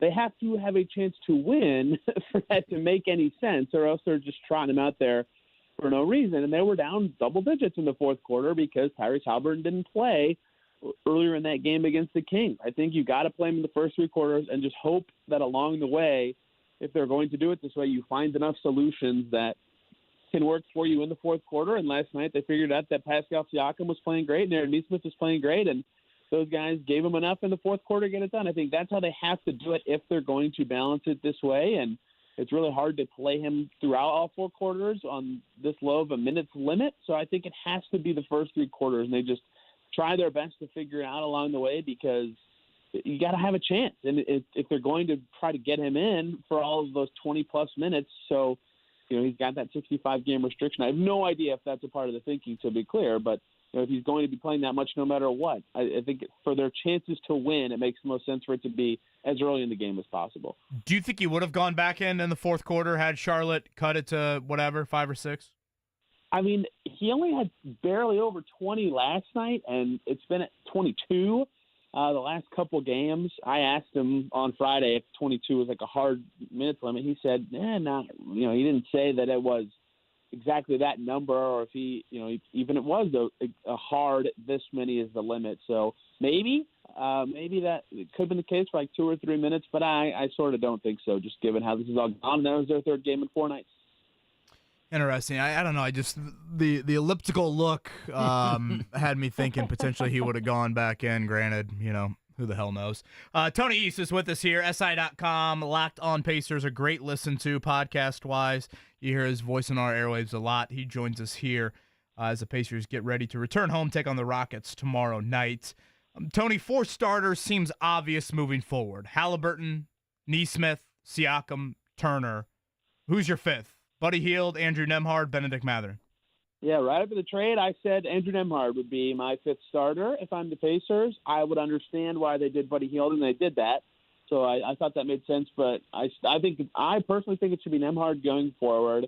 And Kalen Cooper nailed it, I think, with one of the reasons on Twitter last night. Aaron Nesmith, prior to the Hornets game, had fouled out of both of the last 2 games right before that, right? He's been really overtaxed defensively on the perimeter when they're starting Hield in there. And their offense is good with Hield plus that front court and Halliburton. But I think they need that extra bit of perimeter defense with that starting group, even if Nembhard's not giving you as much offensively. Last night he missed every shot he took. Granted, they were all 3-pointers, but having that defensive presence, I think, is the most valuable thing for that group. Siakam can score in many ways. Halliburton obviously is a brilliant offensive player when he gets rolling. Turner and Siakam play well off of each other. Like, they're going to find a way to score enough points, and Nesmith's playing great even offensively recently. So they can score. Getting enough stops should be the way that they can crush their opponents, and I think Nembhard's the best fit for that group. And then you can stagger him as a backup point if you need to, but you can still play McConnell, which turned out to be valuable for them last night. Hield makes sense as a floor spacer with that bench group that is everybody left. That's what I thought made the most sense all along. They finally went to it yesterday, some out of necessity because what they had been doing wasn't working, and it did work. That group was plus 16, I believe, in not that many minutes. So I think that's what they will continue to roll with, at least going forward, and I think it makes the most sense for their rotational balance to keep Nembhard as that 5th starter for now. Tony East with us here on the Payless Liquors Hotline on the Fan on this Reaction Monday. He's from SI.com, Locked on Pacers podcast. Many places you can find his work. I guess fill in the blank here. I guess I'll just do a yes or no. Buddy Hield, Friday, Thursday night into Friday morning. Will he be here? What do you think? I mean, I'm going to lean yes, just because they already made their big trades this season. I mean, it's not like a confident yes, but I think the most likely thing that happens is because they don't do anything. They already made, like I said, their big move, and now he has more value to them to retain than he did before because of his salary slot and because, he is a shooter on a team that lost shooting in the trade. That said, I mean, the continued, run of him not being a shooter, as I say that, right? He 1 for 3 or 1 for 4 from deep last night and something like 36 or 37% the last month and a half or something like that. Certainly changes the thinking a bit, and is part of why I can't be as confident as I would have been normally about that, because clearly they wanted him on the team this year. They tried to extend his contract before the season, and it didn't work out, and that's why they had to think about his future in different ways. But clearly they had value in what he does, and he still provides something, and teams respect his shot. It's just not going in. And so they had to think about expiring contracts, as every team that, has them does, and maybe that alone is enough reason for them to move on from him for someone else or for different assets. But it's tough to just dump a salary slot given the Pacers situation unless they're getting someone who fits well and is good and has a longer deal back. And that's a hard deal to come up with without giving up assets. That's hard to figure out what that is too. So there's just a lot of factors at play that make me think slightly more likely than not that he's still with the Pacers. But if they did trade him, I would understand why they did it. It just has to be a certain set of circumstances to me. Tony, as a follow-up, and I'm not asking you to know, but it is a conversation piece. Zach LaVine there with Chicago out for the remainder of the season. He was going to be the shooting guard that we talked about, right? For the next 3-4 days, he was going to be the guy. Does that change the value in the next few days, him being out for a guy like Buddy Hield who would be available and maybe, would look nicer given that LaVine's going to be out the remainder of the season? Or do you think those two, have nothing to do with each other in the end? Yeah, not really. I mean, LaVine's he's a shooter certainly too, but he can do a lot of stuff. And I think the teams that would have wanted him, like Detroit, apparently, I don't really get that, so I say apparently, but like Detroit and the Lakers and some other teams, like they wanted him for like his ball handling and scoring in that way. And Buddy Hield doesn't really do that stuff. I suppose the Lakers would have been an overlapping team of interest, but I still think if you're dying for offensive upgrades at this trade deadline, DeJounte Murray would be a guard that you try to acquire. And then, I mean, there's not a ton of people that have been rumored to be available. So maybe LaVine being off the market changes things a bit, but I don't think that they're totally related, just given they have different skill sets and timelines. Again, he's the great Tony East. He is with us here on the Payless Liquors Hotline. Read his work, SI, Forbes.com, Locked On Pacers, an awesome listen on a daily basis. I want to get back into a little bit of trade conversation stuff here in just a second, but you're a smart dude, much, much smarter than I am. Have you heard or come up with a good alternative to this 65-game rule that we're currently dealing with?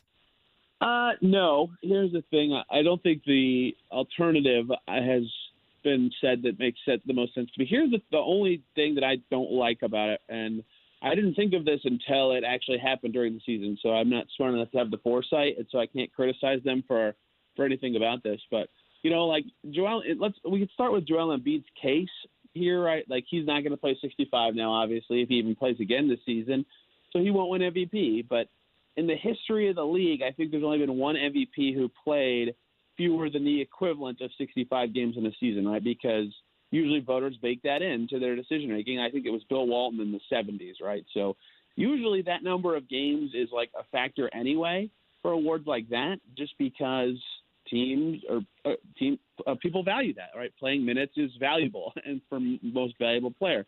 What makes it different for Halliburton, and the thing I have come not to like about the award, isn't necessarily that he would or would not be eligible for All-NBA if he didn't play 65 games. That's whatever, like I just said, if you don't play as much, that's less valuable. It's that it's tied to his money, right? Like, I think the fact that it could be an award that has contractual incentives all of a sudden gives him reason and the Pacers reason to try to play him in funky ways to get him that $40 million. And maybe it's fine for his long-term health, but the fact that can be an incentive shouldn't be the case. But because the award is tied to money, it has to be an incentive, right? The Pacers agreed that he would be worth that much if he played 65 games and made All-NBA. So, everybody's kind of incentivized to potentially change his health risk just because of his contract status. And I don't know how you avoid that if you're going to tie it to All-NBA, but having it tied to money as well, I don't like. And I think that has been a negative side effect that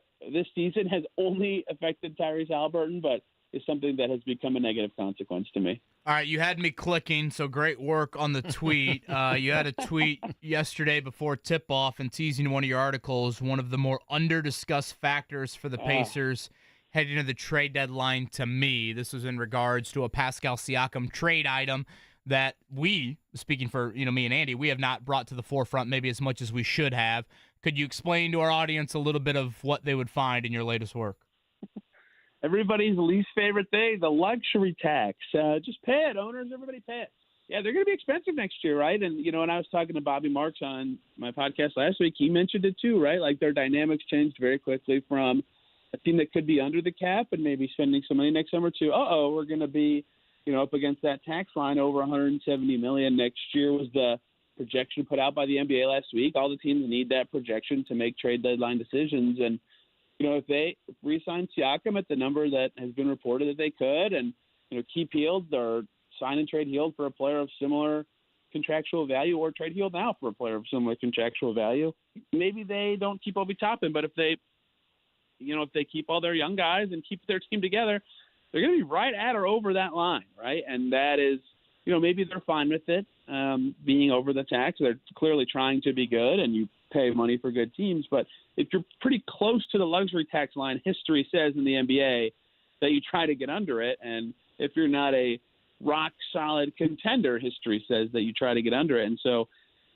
they have a lot of time to figure it out, till the end of next season. But I think that's a factor in their decision-making for the next probably year is that year specifically, just next year, because after that, the new the new TV deal should go into effect, and all the discussion is that would make the cap jump 10% every year, which would make the tax jump more, and all of a sudden the Pacers wouldn't have to worry about it as much. But for next year specifically, trying to figure out how to wiggle under that line will be an interesting thing, whether that means they have to lose Obi Toppin as a free agent. And if so, do you try to move on from him now? Whether that means they, kind of hope Halliburton doesn't make All-NBA. That would give them some wiggle room. Or maybe Hield's money or Siakam's when he comes in at a lower number. Or maybe they have to think differently about Matano's future. There's a lot of ways that they could do it, but the fact that they have to think about that stuff now, I think bleeds into their trade deadline thinking this year, because the value of some of those players in the summer could change for them a little bit, or they have to dump someone,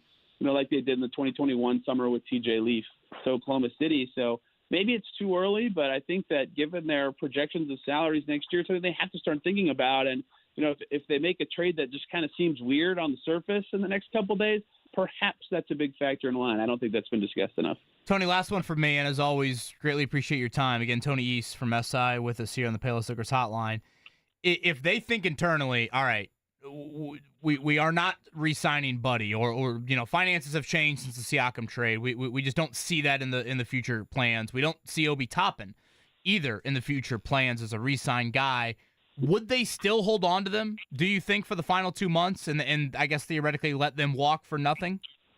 Maybe. I mean, if they know they're not going to, or are confident they're not going to re-sign them, they have to look at trades, obviously, right? That was the big discussion with Miles Turner last year. But the thing that changed, too, when they traded for Siakam is, they're clearly going for it, right? So there is value in what that player provides you the rest of this season and in the postseason. So the value they get back can't just be future value, and that's it. It has to be enough value in the future that you feel good about losing that, production for the rest of this season and into the postseason. And last night was the first time I think they were fully healthy since the Siakam trade. It was telling to me that those two guys were the lowest 2-minute guys in the rotation. They both played 11 minutes in that game, and they're still in the rotation, right? They're still valuable to the Pacers, but it's a little different now. That value calculation wasn't a thing beforehand for them. They didn't have to worry about as much the production down the rest of the season. Now, clearly with them going for it, they do. So I think that, if they know certainly they're not going to re-sign the guy, they should definitely think hard about what trades are out there or what value future-wise makes sense. But now they care a lot more about what that production can be for the rest of this specific season, and I think that matters a lot. Again, Tony East, his latest, very interesting piece and kind of one of the more underrated aspects to that Pascal Siakam trade. Foreign territory, frankly, for the Pacers that they have not been in quite some time. Tony, great stuff, man. Have a great week, and hopefully it's not too chaotic for you on Thursday. Thanks, guys. Appreciate it. Thursday, February 8th, 3 p.m. The trade deadline, which bleeds into then Pacers-Warriors Thursday night inside of Gamebridge Fieldhouse. How about some Purdue talk? We'll do that on the other side. Voice of the Boilermakers after yesterday's big win at the Kohl Center. Rob Blackman joins us next. Are you dealing with foot, knee, hip, or back pain? We can help. Hi, this is Phoebe with the Good Feet store, and I want to talk about your discomfort. Did you know that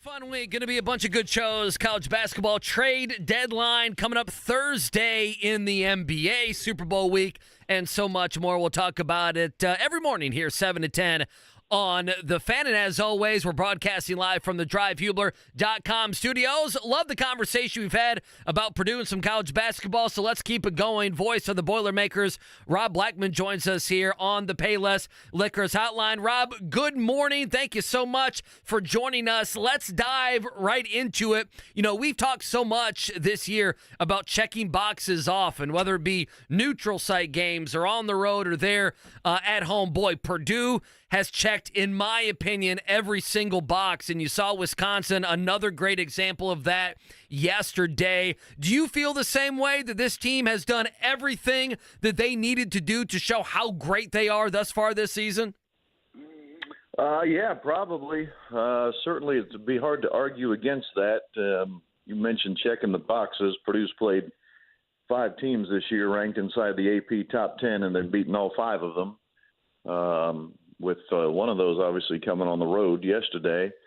And then you look at, Big Ten road games. Purdue's played 7 of them, and they've won 5. And, the old adage, whether it's right or wrong, it does seem to work out this way, though. If you want to win a Big Ten regular season title, you need to win all your home games and then win at least half your road games. And that at least puts you in the hunt.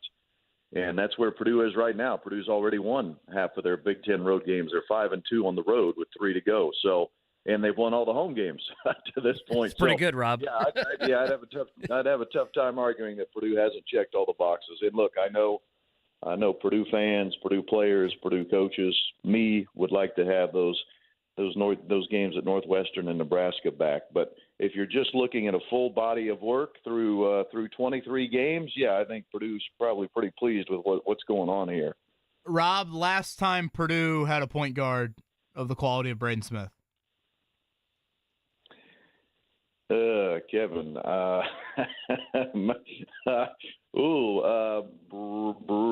Bruce Parkinson, who wasn't nearly the scorer. That's going way back. You got to be an old man to remember Bruce Parkinson, at least as far as a pure passer. Boy, I'd be hard pressed to get. Look, Purdue's had some great 2 guards in my tenure. This is my 19th year. Some guys that have ended up in the NBA, and Etuan Moore ended up having a hell of a career in the NBA, but and have had some awfully good big men, obviously. But boy, you stumped me there, Kevin. I guess I'll go Bruce Parkinson. But again, he wasn't nearly the scorer that Braden is. Braden can obviously score the ball 12 points a game. He had whatever it was, 19, I think it was yesterday. So yeah, I don't know. You caught too early in the morning to be thinking about that. That's a good question. Rob, you went back to the 70s with that one. I like that. I know it.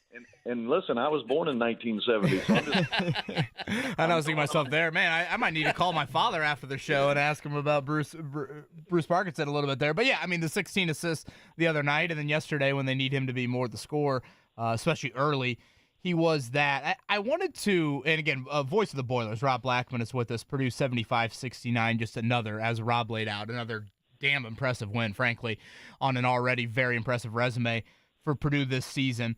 I want to go down the Lance Jones, biographical path if I could. And I know it's been 20 years, but Andy and I were talking about this earlier. Like, did Matt Painter tap into a Southern Illinois Rolodex there? Like, projecting, this is not a dude that averaged 19 a game and was the Missouri Valley Player of the Year. So, when you project a guy into your system, the moments at Assembly Hall, the moments at the Kohl Center yesterday, that's just a lot of stuff that, you don't see on film. Is there anything you could share on maybe what they saw or the behind the scenes of how they found Lance Jones and believing, no, he's the right piece, even though, every top 10 program isn't banging down the portal door for him? Yeah, well, there's a lot to talk about there, and you're correct. Look, when he was not a signee in the summertime in the portal that certainly garnered a whole lot of headlines, nor a lot of good vibes, I think, from Purdue fans. If you remember back, his addition to the team was met with really a blah from the fans. Who's this guy? Look, he was, twice All-Missouri Valley Conference defensive team, and he was a 1,000-point scorer at Southern. It's not like he couldn't score the ball, but To answer your question specifically, yes, Coach Painter does have a relationship with those guys at Southern, even though the coaching staff has turned over. He's still familiar with those folks down there. But really, guys, this signing came down to the Evanston Township relationship. Nogel Eastern was an Evanston Township kid that played for Purdue, same high school as Lance. And so Coach Painter and the staff had a very good relationship with his high school coach. And that's actually who they leaned on the heaviest. Because as we've kind of seen with this, the grad transfers and now more recently the portal transfers, I think everyone's kind of figured out Matt Painter's MO is he's really looking for more substance than anything else. It has to be a guy that fits with Purdue. It has to be a Purdue fit or it's just not going to work. And so that's where he leaned the heaviest was actually on, and I'm sorry I don't remember the coach's name, but the head coach at Evanston Township High School, that's where Coach Painter went and said, hey, is this a guy that you think fits our program because you understand it a little bit?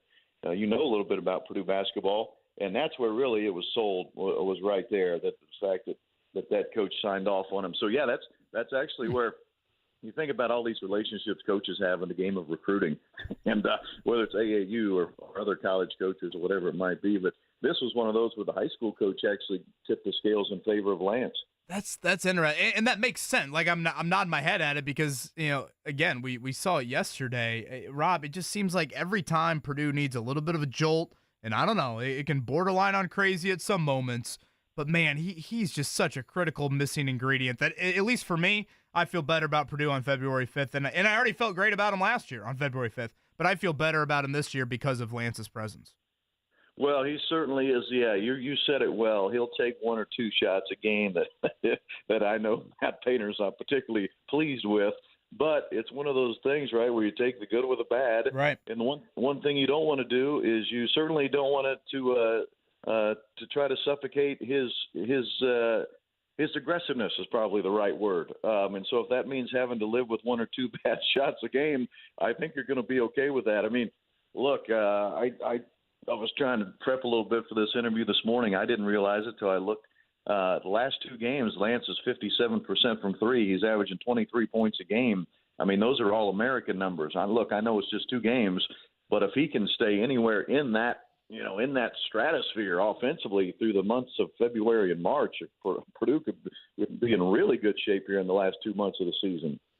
I would love to know, Rob Blackman with us, I'd love to know what else you found in that prep getting ready for this interview. Might be the first guest in the history of the show to prep. I kind of did a double take when you said prep for the interview. So, yeah, what else did you find? You have any more nuggets for us? Anything else?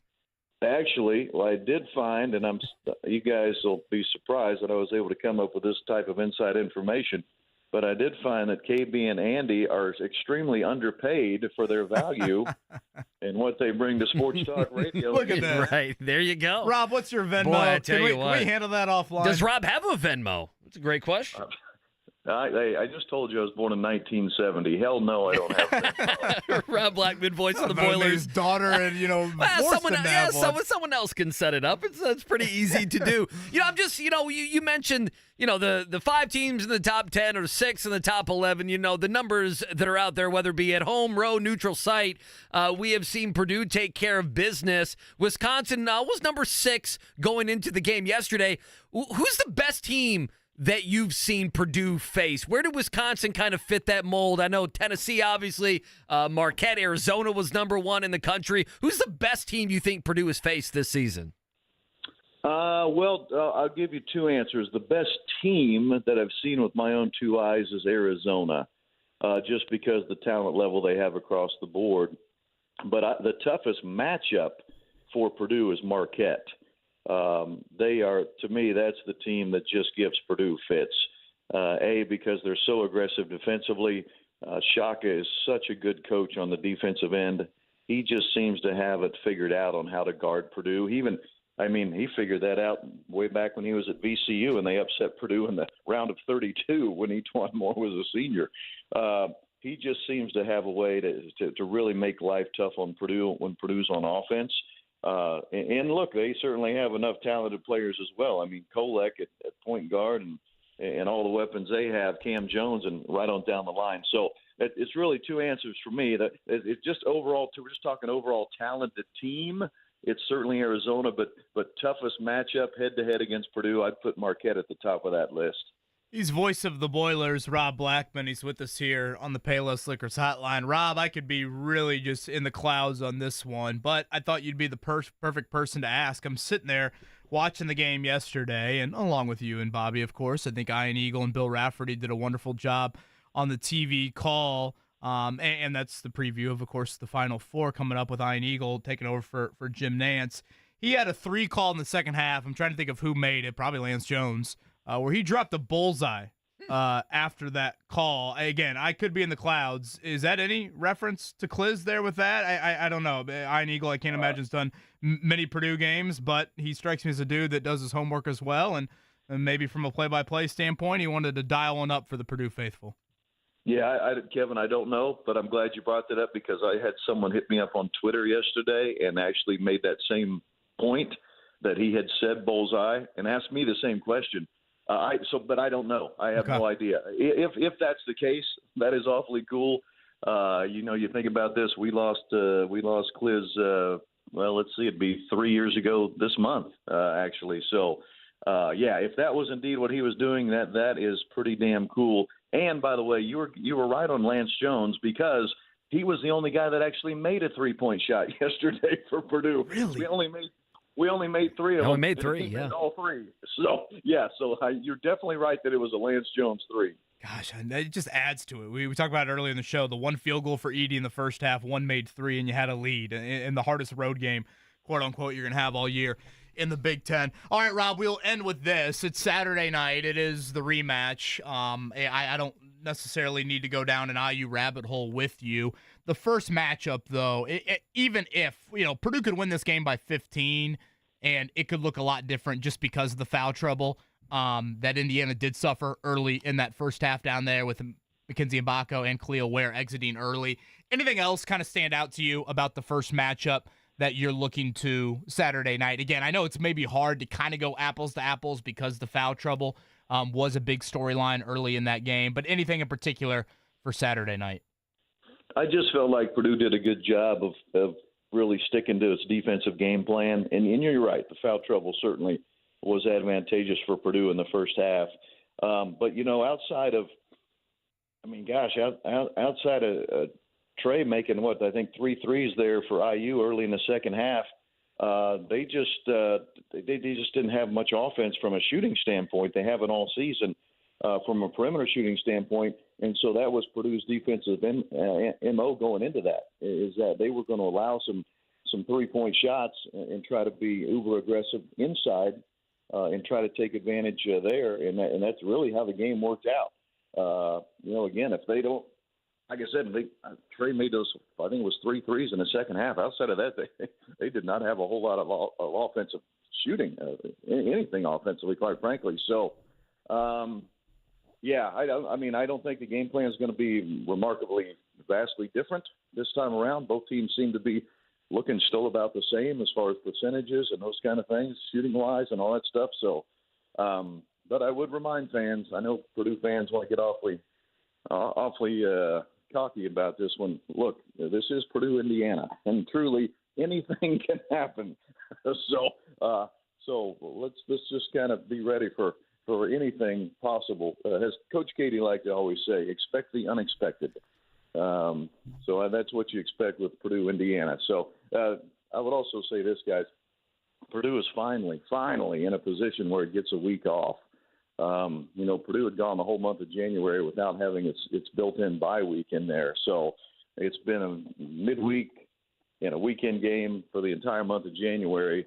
And now Purdue finally gets a little bit of a break there. They only play 6 games in the month of February, and they've already played 1 of those. So they're down to 5 games for the entire month. So I think a little bit of rest and relaxation is going to help Purdue, and we'll see if maybe they look a little refreshed on Saturday against Indiana. Place will be rocking Saturday night, 8 o'clock tip from Mackey, as it is the rematch, Purdue and Indiana. Rob, I know it was a busy travel day for you yesterday. Appreciate you waking up with us here on this Monday morning, and as always, enjoy the combos with you. Okay, guys. Thanks for having me. Have a great day. That's a great Rob Blackman, voice of the Boilers, right there on the Payless Liquors hotline. Andy, I asked him the Braden Smith question, not to play the old stump game, but I've thought this about Purdue for how many great Matt Painter teams have been there, and certainly, hell, even of course the Katy teams.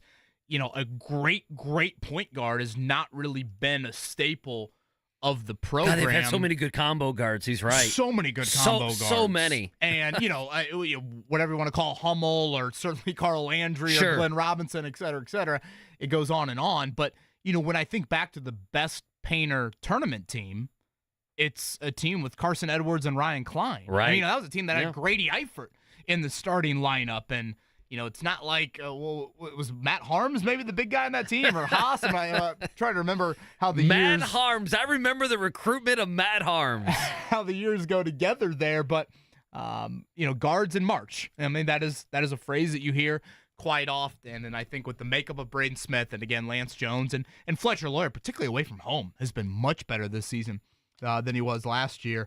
That, to me, I think is another sign of encouragement here in a month. Rob's right. Anything can happen. Anything can happen in these games, Purdue and Indiana. Taylor Swift may leave Kelsey and decide she wants to, move in Brock with the Purdy? Sweeney. Wants to hang out with Andy Sweeney, and hang out with Kevin Bowen here.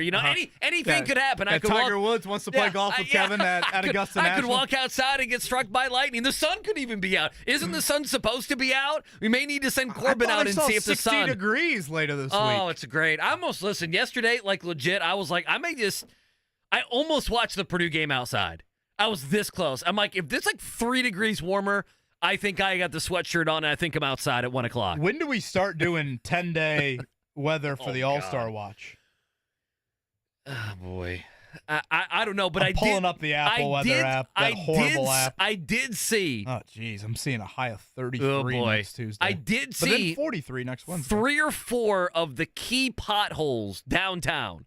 They did fill last week. Corbin, you saw this as well. There's some by the station, but there's other Washington Street. No, there was probably 3 or 4 of the ones where I'm like, you could fit a family of 4 in this pothole.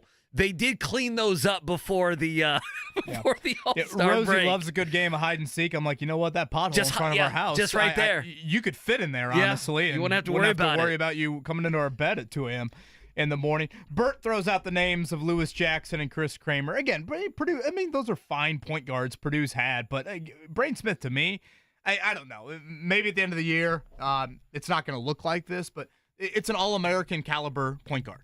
I don't think necessarily he'll be on one of those first 3 teams, and I don't know if maybe he deserves to be on one of those 3, but he is worthy of a conversation for that, and without question. I thought Rob pointed it out, and I know the shooting percentage at the end of the game wasn't necessarily a great shooting night for Braden Smith, but again, 16 assists against Northwestern, and I thought early yesterday when Edey isn't really, I think his first attempt was 15 minutes into the game, and you're a little sluggish from the perimeter. Braden Smith pull up, boom, boom, boom, and you're able to kind of get stable footing in a road environment where I thought Wisconsin kind of hit you a little bit out of the gate, and you're able to settle into that thanks to him. I am laughing, and I've seen Wisconsin a few times, so I understand the analysis, okay? The analysis has been this is not the normal Wisconsin team. They're more dynamic. And then yesterday, Wisconsin shot 3 of 19 and scored 69 points in a college basketball game. I was very much watching that game. I'm like, they might be more dynamic, but damn it, they're still Wisconsin. Okay?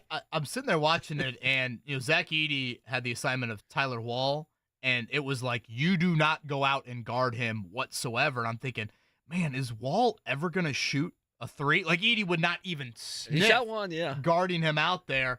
And then he fires one up late, and I swear it was going to make a hole in the backboard. And I'm like, it was in a big moment. That's why the Purdue scouting report said don't guard Tyler Wall. It almost banked off the backboard twice. He threw it so hard off the backboard. Just one other thing. I was going to bring this up. I know we were back and forth in the interview. The kind of thing with Lance Jones is he's YOLO at times, but he fits the mantra of who Purdue is. Does that make sense? Yeah. He's not too plays his ass off. He's not too YOLO to where it's like, okay, Painter's really having to bite his tongue on this one, right? Does that make sense? Where it's like, okay, he has a whole set of rules whereas, everyone else has their other set of rules. It's not that, but it's moments of, hey, you're early in the shot clock, they're getting close, it's a one-possession game, boom, I'll shoot a three. It's, when he had the breakaway layup, it's one of those things. Do you pull it back, run your offense, give the ball to Braden Smith? No, he took it. He went down.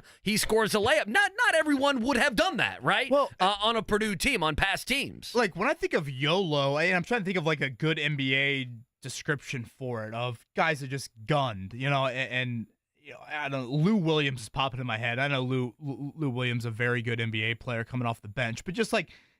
Honestly, Matherin is probably a good example of it. Benedict Matherin's got a bit of YOLO in him. He's got a little bit. He's got a bit of crazy in him, and I think he's earned the right to have some of that offensively. What Matherin does not give you is if the shot is not there, Matherin is not at the level of his career. There's been better signs of it this year, but he's not at the level at this point of his career of, I can help you in a few other areas.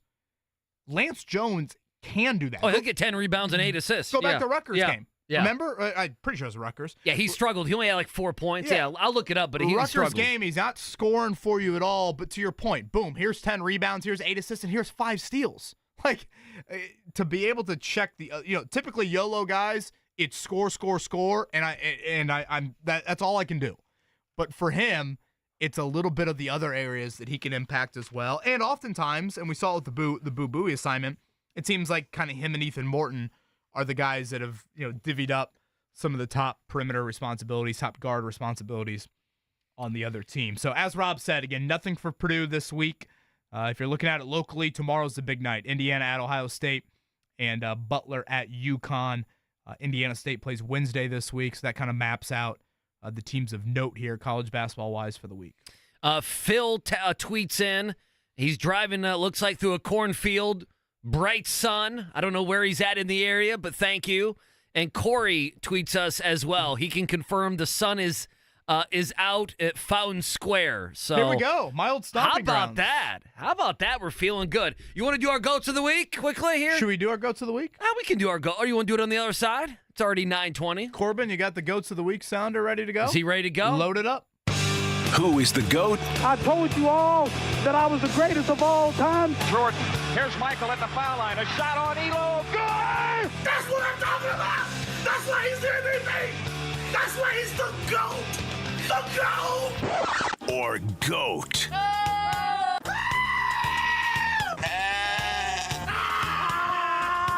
This guy sucks. Of the week. All right. Go to the weekend. Who had a great weekend and who had a terrible weekend? Let's start on the positive side. The go to the weekend, I was going to go with North Carolina and their dominating win, and then I thought, Andy, let's not do that. That's an entire team, plus they just lost to Georgia Tech before they played Duke. I'm not sure that's worthy, even though I think North Carolina might be the third or fourth best team in the country. I'm going to go with the NFL media, or just the media in general, okay? Dear Lord. And here's why. Where the hell are you going with this I'm one? going to tell you. I thank them because... Wait, is this lowercase? No, this is uppercase, oh, okay? Man. My lowercase, we'll get to that here in a second. My uppercase goat, the good part of the weekend, thank you to the national media who has made the Taylor Swift story something that it's not. It was just kind of a fun story, and you could like Taylor Swift, or you could dislike Taylor Swift and say, I'm tired of seeing her swag surfing in the box with Brittany Mahomes. You could do that, but they have now turned it into think pieces, Kevin Bowen. Have you seen this? The essays and the think pieces on football fans are gatekeeping. The football NFL fans are gatekeeping the sport for others who are trying to be a part of it. So she's coming out with a new album. She announced that last night. I thank them for turning something that really wasn't that serious into a serious talking point as we get ready for Super Bowl 58. Might go to the weekend. Can we dislike Brittany Mahomes but like Taylor Swift? You can do whatever you want. You can do whatever you want. Fair? But I got one for humanity, all right? Okay. This goes back to Friday. Did you see the Mark Andrews story? I did see the Mark Andrews on the story. Flight out to it's Arizona. Extremely scary. So I remember watching an E60, I want to say it was, within the last year or so of Mark Andrews being a diabetic and him having to prick himself on the sidelines on a very, I want to say it was after every drive. If I'm not mistaken, he's got his little kit. He goes over the sidelines. Wow, it's every drive? I didn't know that. I thought it was every drive. And I'm relaying a couple tweets here, but this was Mark Andrews, again, Baltimore Ravens tight end. A tweet from a passenger on a flight from Baltimore to Phoenix. The doctor and nurse attending to a patient who was having a medical issue couldn't find a strong pulse. Her blood pressure was extremely low and required oxygen to breathe. It was genuinely scary. A man in the aisle seat popped up and said, "Could it be your blood sugar? I have a diabetic testing kit." It was indeed Mark Andrews. Andrews instructed the medical professionals, equal citizen heroes in the story, amen to that, on using his test kit. Eventually, her heart rate stabilized. Paramedics met the flight as soon as we landed. Andrews deplaned quietly, no fanfare, as he's done with his whole career. He stepped up in a huge moment when people needed him the most. We could probably leave out the football analogy there. Watching complete strangers spring into action to help save someone's life is truly amazing. How about that for Mark That's unbelievable. Andrews? Good for him. Good for Mark Andrews. There you go. Look, lower- even Corbin gave a little clap there. He gave a little Derek Jeter head nod. He did. Hat tip there. My lowercase goat, the Big Ten Conference. Okay. All right, hear me out on this. All okay? right, I'm ready for you. I saw that the Big Ten Conference decided to fine Chris Collins for his antics at the end. $5,000. Okay, $5,000, Yeah. right, for the fine for Chris Collins? Big fine, yes. They should have paid him $5,000 for his antics at the end of. You reward the man Right. that created appointment television at the end of Purdue Northwestern. If you're a coach and you're getting tossed and you create entertainment value like that, no. We're about eyeballs, people. We're not about integrity. We're entertainment. Yeah, we're not about, great role models for Right. young coaches out there. Yeah, it's college sports. No. It's This nasty. is an entertainment industry. The Big Ten Conference did it all wrong. You do not fine that man. You pay him $5,000 for a variety of things. One, very demonstrative in getting on the court very quickly on a no call. It just happened to be the end of the game. He waited to the end of the game, too. Two, He's courteous. He made it very clear to his player, "I'm fine," and told, I believe, Brooks Barnheiser to move out of the way. I love the handshake to Matt Painter, the firm handshake. He then hit Zach Edey about as hard as one of his big men hit Zach Edey throughout the game. And then he gave us the, "All right, Mackey crowd, I can't hear you. Give it to me a little bit louder." While the there. SID is pulling him down down the aisle with his shirt. So that's about 5 different signs of entertainment. I think $1,000 for each of them. He should have been rewarded. Big Ten Conference. Pay the man $5,000. Don't take away $5,000 away from him. I love it. I do love as well how it was only $5,000. It's such a. It's. A, I did it's think such that a was an odd value. It's such a little puny. Like it was the Big Ten. Like I guess the Big Ten actually agrees with Kevin Bowen. They didn't really want to fine him, but they're like, in the interest of who we are as leaders and legends in college athletics, we have to Makes me wanna throw puke. a $5,000 Well, fine. part of me saw that. I'm like, wait, does Chris Collins make like $80,000 a year? Well, like, I mean, what is- yeah, he makes. I know a Northwestern few million Athletics are on dollars. a bit of a tight budget here, but still. Yeah, that's great. My go to the week is John Calipari. They got pushed Now, again, around. This is lowercase go to the week. Yeah, people. they got pushed around at home by Tennessee and Rick Barnes. They have lost 2 in a row, 3 of 4. 2 in a row at home, right? Yes, and on top of it, the win they have is over Arkansas, who stinks this season, and they didn't play well in that game. And now they have Vanderbilt. You may laugh at it. Jerry Stackhouse has kind of had his number the last couple years. Kentucky went from a top 10 team that everybody loved 2 weeks ago. I talked how, hey, I think this is a team that could contend and be in that tier 2. And Cal skipped out on his radio press conference. He had to go home and pet his dog, and so he is in all sorts of Say that panic. again? He had to go home and pet his dog. I don't know if his dog's sick. I don't know. He didn't elaborate, but he had to go home and pet his dog. So things not good there in BBN. Again, they've lost 3 out of 4, and Tennessee came in and pushed them around and led that game by double figures, probably for 25, 30 minutes of that game. IU fan base, their response to Coach Calipari getting fired in Lexington out of the blue and coming to Bloomington. He has an out in his contract. He has an out. I mean, there's tens of millions of dollars left on this deal. IU faithful, give me a percentage that would say yay or nay. He could get out of his contract and still make like $1 million a year at Kentucky and Lexington if he wanted to stay. Oh, that'd be a dream come true. Oh, it'd be a dream. Well, they had Mike Woodson. I mean, come on. It's a pro coach. Purdue has 15 quad 1 and quad 2 wins. Let me see who's second on that list. Doesn't Hang on. Indiana have 2? Oh, Indiana doesn't have any quad one wins, do they? They had Ohio State. Did Ohio State fall yeah, out? no, Ohio State's been terrible. So they have one? No, yeah, they either have 1 or 0. Yeah, so they have 15. So they have 8 quad ones. UConn has I don't 8 think Notre Dame as has well. 8 wins. Notre Dame does not have 8 wins. But, like, Kansas has 3 quad. They have 5. So that's pretty good. They have 5 quad 1 wins. Iowa State has 3. Auburn's number 8 in the Ken Pom. They have 1 quad 1 win. Again, Purdue has 8. That's an unbelievable number. It really is. 15-2 in quad 1 and 2 opportunities. Again, Purdue fans, book it. Book it right now. Friday and Sunday. Gamebridge Fieldhouse. It's a later start to March Madness this year, right? It is. It's a week back, is it not? I want to say that it is. I think we talked about this. I want to make sure I get this date right. Yeah, Selection Sunday is the 17th. Oh, boy, that's St. Patrick's Day. And then... You ever do anything for St. Patrick's Day? Well, yeah. You go out? Yeah. You wear green? You got to cheer for the Irish. Yeah, we'd get after it. But now, all of a sudden, I feel like it's fallen on, like, NCAA tournament days. Or now I've just become an adult with 2 kids. Yeah, I always remember having to do NCAA tournament stuff around St. Patrick's Day. I remember being on the radio while everyone else was drinking green beer. Yeah, the 22nd is what I'm seeing here for Purdue's first game. Corbin, I'm also discussing it myself. I asked Kevin Bowen, do you do anything for St. Patty's Day? He's a Notre Dame fan. Yeah. Oh, yeah. I mean, like, of all people who would do something for that made-up holiday, it would be a Notre Dame fighting Irish fan. I remember a few years ago, Notre Dame was in the play-in game against Rutgers and Dayton. They won in overtime. I believe it got to midnight, and one of the best Mike Bray lines said, I need some Jameson here in the wee hours of St. Patrick's Day morning. I'm sure he had some. Yeah. Now, I saw this earlier. There were some IU fans in the YouTube chat saying that Indiana's team would have gotten further a few years ago had the committee not giving them the poor draw of the Dayton game and then shipped out west. Oh, yeah, I remember, do you remember that. A couple when St. Mary's ran them off the floor? I do. Is this where I bring up You also could win more games in the regular season, but Is this where I bring up Notre Dame did the Dayton to San Diego and then beat Alabama by 15 in round 1 and had Texas Tech on the brink of a Sweet 16 berth? Yeah. No one was remembering that but you, but thank God you remembered that.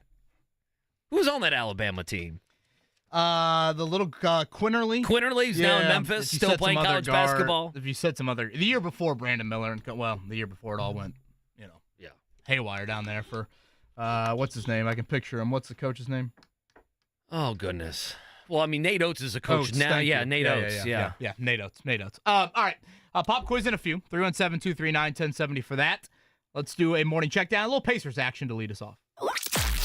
The Morning Checkdown, brought to you by the Barbasol Horizon League Basketball Championships. March starts here at the Indiana Farmers Coliseum, March 11th and 12th. All right, 115.99, that's your final last night in Charlotte. Pacers over the Hornets. 28-23 on the season are the Pacers. One big change, even with Halliburton starting and playing 20 minutes, was Andrew Nembhard being inserted into the lineup. He played 27 minutes there alongside Tyrese. Post-game, Rick Carlisle on Nembhard getting the start. They're starting to get real synergy. Nembhard back in the lineup is something we thought made sense really for this game and potentially the next few. We'll see. But he gives us flexibility, and it makes the ecosystem of our roster work better. It sounds like that's the starting 2-guard moving forward. Again, the impact of that. Buddy Hield just played a season low in minutes. Trade deadline's Thursday. Are we connecting dots or are we not here? Thursday, 3 o'clock for the Pacers this week. They try to find some sort of kind of just even ground, if you will, leading into the All-Star break. 5 games left until the All-Star break. The home ones, Rockets Tuesday, Warriors Thursday, and then on the road for 3 leading into the break. That is at Knicks on Saturday, at the Hornets next Monday. The final game before the All-Star break, Pascal Siakam's return game at Toronto coming up a week from Wednesday. All right, we talked a lot of Purdue right there with Rob Blackman. Let's focus on the other positives from a college basketball sense here locally over the past weekend. Let's start with Friday night, the wee hours of that one. Butler Creighton, I will hand raised. I finally lost it with about 8 minutes to go. I could not stay up for the end of that one. 99-98 at Creighton. The balance of Butler once again on display. What a huge win for their resume. Jameel Telfort outstanding in that one with 26 without their starting point guard. Posh Alexander did not play. Butler goes on the road as a double-digit underdog and gets it done. They now are at UConn tomorrow night. But, Andy, I mean, that game is it is purely house money. Like, the fact that you will have split Creighton and UConn, I mean, sure, UConn is big, but I would be willing to guess as we start to see the new bracketologies unfold this week, I would think Butler's going to be in over half of them. Let me give you a prediction. I'm going to say the consensus will be that they are the first team out. If you did all the bracketologists today, wins well, like it's crazy. At Marquette and at Creighton and Texas Tech on a neutral, and Villanova's a good win. Yeah, let me give you one. So like Villanova is, and I'm looking at the net right now. Now that's not the end all be all. They're ranked higher than Butler. I do not understand that. Xavier is as well, and so is SMU. SMU has 0 quad 1 wins, and they're only 0-2 in those games. So it's not like they've had a lot of opportunities. That works against them. They have 1 quad 2 win. So, like, that's one of those things. They have a better record or the same record as Butler. I don't know how you say that you would have Butler behind a team like SMU. I'm interested. I know it's Monday. I think there's only one top 25 game tonight. I think it's Kansas State.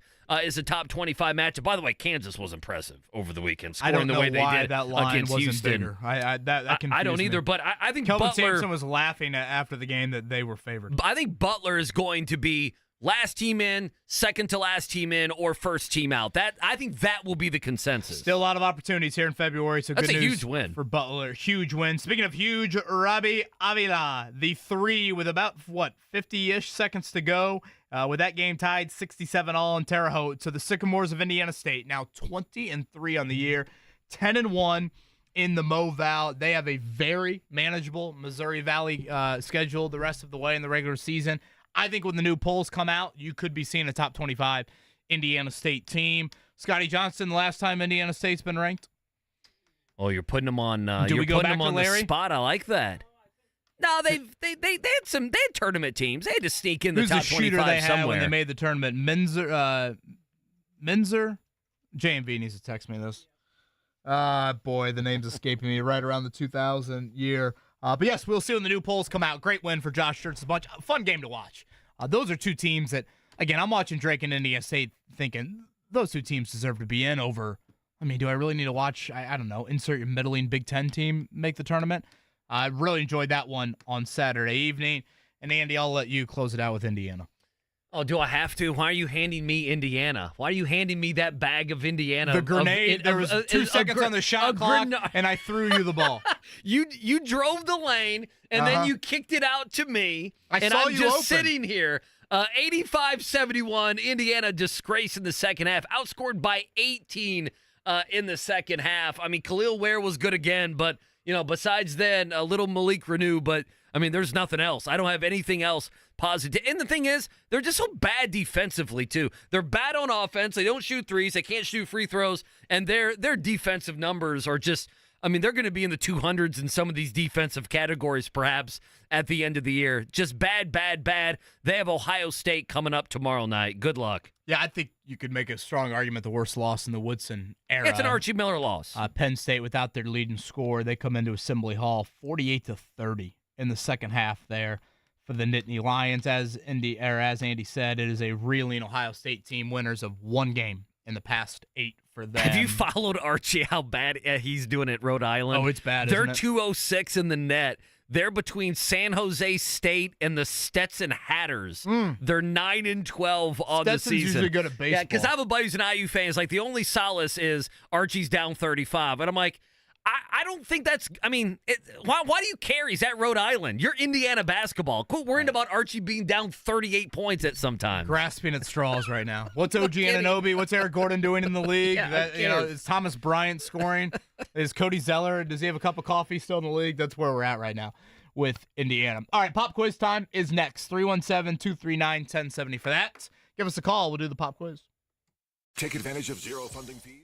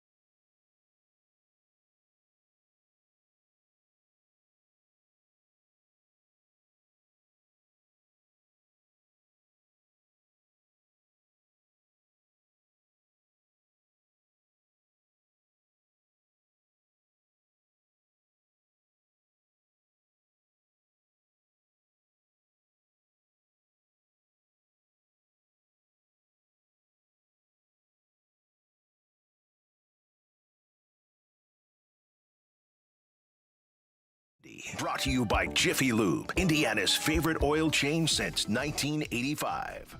All right, so we'll get to a pop quiz here in just a second. Fun show. Reminder, check out the podcast. You miss any of our shows, 1075thefan.com. Scotty has given us the thumbs up. The last time Indiana State basketball was in the top 25 was Larry Bird's senior season. Is that right? I can't believe that.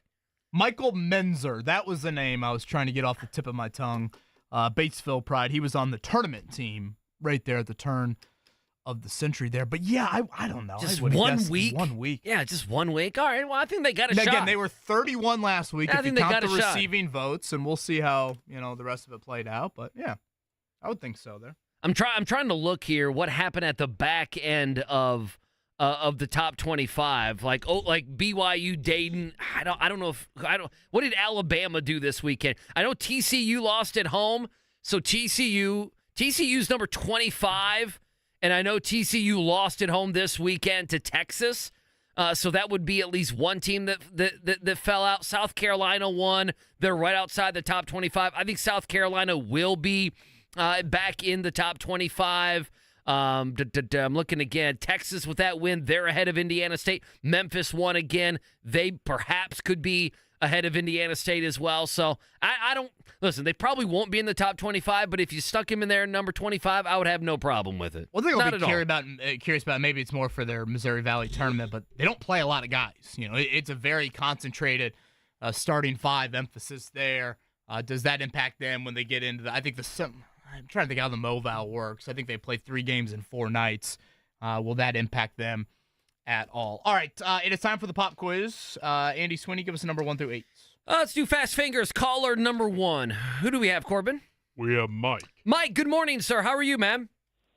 Good morning, guys. Not too bad. Hey, Mike. How you doing, man? Hey. I'm gonna attempt to give it a better shot than what I did last Monday. Okay. Refresh our memory. Was it a pathetic effort? Oh, it was terrible. Surprised you guys didn't hang up on me. Well, at least you're honest here, and at least you haven't been thinking about it for the last week. Terrible can be good. It also can be terrible. This is doable on paper. It is. And by the way, Scotty's, whenever the Pacers play a game, you should know what question number 1 is going to be. You should be ready for that. Mike, we're going to start there. The leading scorer last night in the Pacers-Hornets game was who? Pascal Siakam, P.J. Washington, Brandon Miller, or Aaron Nesmith? Brandon Miller. There we go. You watch him play, and it just screams he's good. Paul George. Yeah, it does. He's a good player, too. He's on a bad team, but he's a pretty good player. All right, question number 2. Purdue's win at Wisconsin yesterday was the Boilers' first road win over a team ranked in the top 6 in almost 30 years. Name the last top 6 team Purdue beat on the road. That was all the way back in 1994. Was it Indiana, Ohio State, Michigan State, or Michigan? Man. It's a tough one. Yeah. A couple of their stars will be here for NBA All-Star Weekend, I think. One of them going to have a pretty big presence during the Rising Stars game.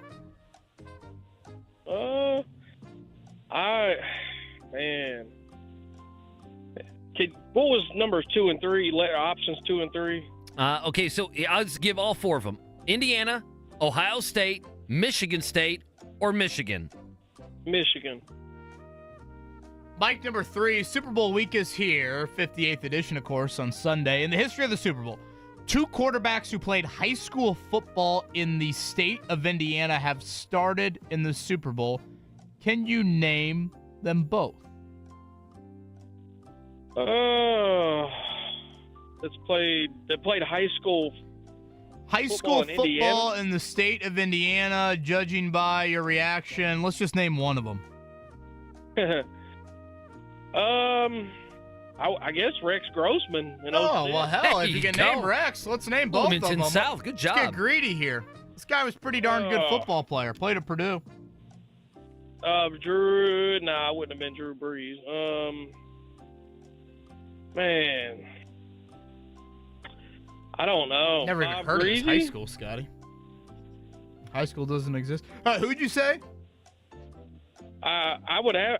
Man, killing me. I don't know. Bob Greasy, maybe. Say no more, Mike.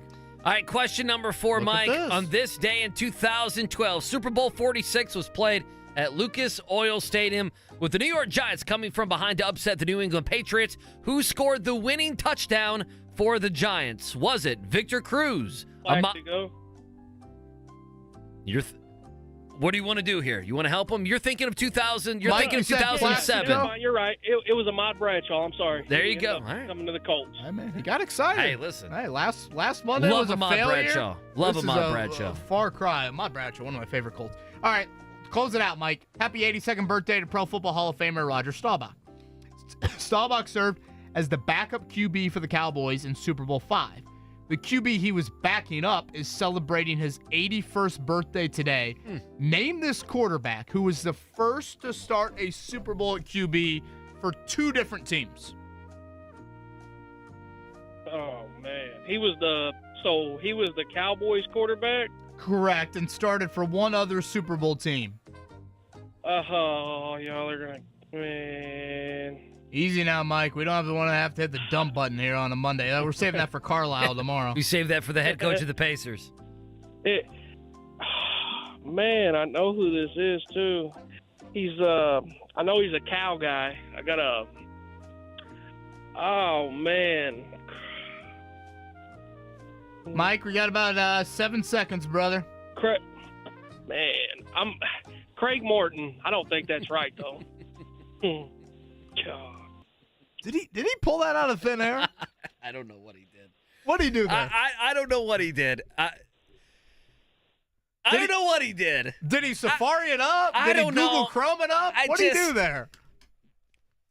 When you go with, I don't know, is it Craig Morton? I don't know. Is it Bob Greasy? You know, he did that twice. I mean, to work He the did it internet twice. that fast, you got to give him credit. He didn't sound like, here's the thing. I see Scotty smiling. He didn't pull away from the phone. Does that make sense? No. If there was, He didn't go on speaker. If his voice would have trailed off a couple times, we would have said, "Come on, you're looking down at your phone." So the sound was consistent, and we like Mike, but I think Mike also was embarrassed by last week. I agree, and so he wanted to do well this time. I'm giving him benefit of the doubt. Number 1, the leading scorer last night, Pacers Hornets. Indeed, Brandon Miller. Are you really giving him the benefit of the doubt? Think I or are you am. okay? Brandon Miller, right? The last top 16 Purdue beat on the road Michigan. in 94. Yeah, 1994. I was going number Jalen 3. Rose for the All-Star Yes. game. He'll be coaching one of the Rising Stars team. Rex Grossman, and eventually he got to Bob Greasy. So Bob Greasy's high school, was it Rex Monday High School? That doesn't exist any longer? Okay. What is that high school? I had never heard of it. It is Catholic Mater Day or something. Evansville Wright. Ahmad Bradshaw for number 4, one of Andy's favorites. Love Ahmad Bradshaw. And now that I think about it, I'm having some regrets about that statement. Craig Morton out of thin air. You even tried to say 7 seconds. You're like a $5,000 fine in the Big Ten. You just drew a number. You have 7 seconds to get Craig Morton. Mike, 5 for 5. Congrats on that. We'll vet it during the break. We'll do it one final time here. People who suffer from arthritis are getting real pain relief with exciting biological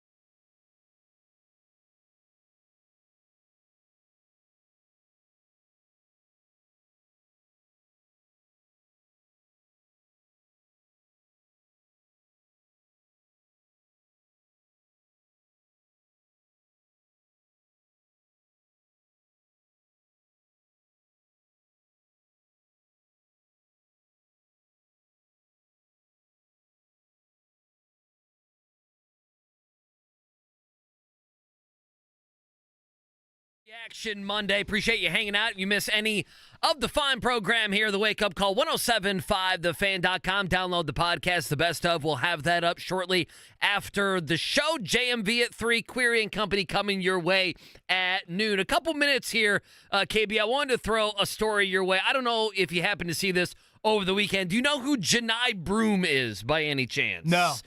He is the big man for Auburn basketball. Yeah. By the way, Dominated Notre Dame earlier this year. And he was one of those transfers. We talk about a good transfer. He was one of them. Janai Broome had 15, 9, and 7 over the weekend as Auburn went into Ole Miss in Oxford and won by 14. That was a big win, Ole Miss, with Chris Beard and company, a nice team there. They're 18-4 now on the season. The reason I bring it up, do you know who is a huge Ole Miss fan? I saw the video. So you did see Morgan. I did, so yes. for people that don't know, Morgan Freeman is a huge Ole Miss fan. He sits courtside. Obviously, he's Morgan Freeman, okay? Where else would he sit? He's courtside. He's in the student section with his shirt off. Yeah, and he kind of grabs the back of the jersey of Broome's when Broome is going to inbound a pass. He does it before the play and everything else. And Broome slaps a hand, doesn't look, slaps his hand away, and then he looks behind him and sees that it's Morgan Freeman. And he's mortified that he has slapped away the hand of Morgan Freeman, so they make up, and then after the next TV timeout, he comes and he gives him a hug and everything, and a shake of a hand and everything else. But Janai Broome hanging out with Morgan Freeman gives him a little slap. Morgan Freeman had to be thinking, what the hell's going on here? His what are we reaction doing? was priceless. Absolutely priceless. He did legitimately feel bad. Did you watch 1 minute of the Pro Bowl? No. Nothing. Smart. Nothing. I saw the replay of Gardner Minshew.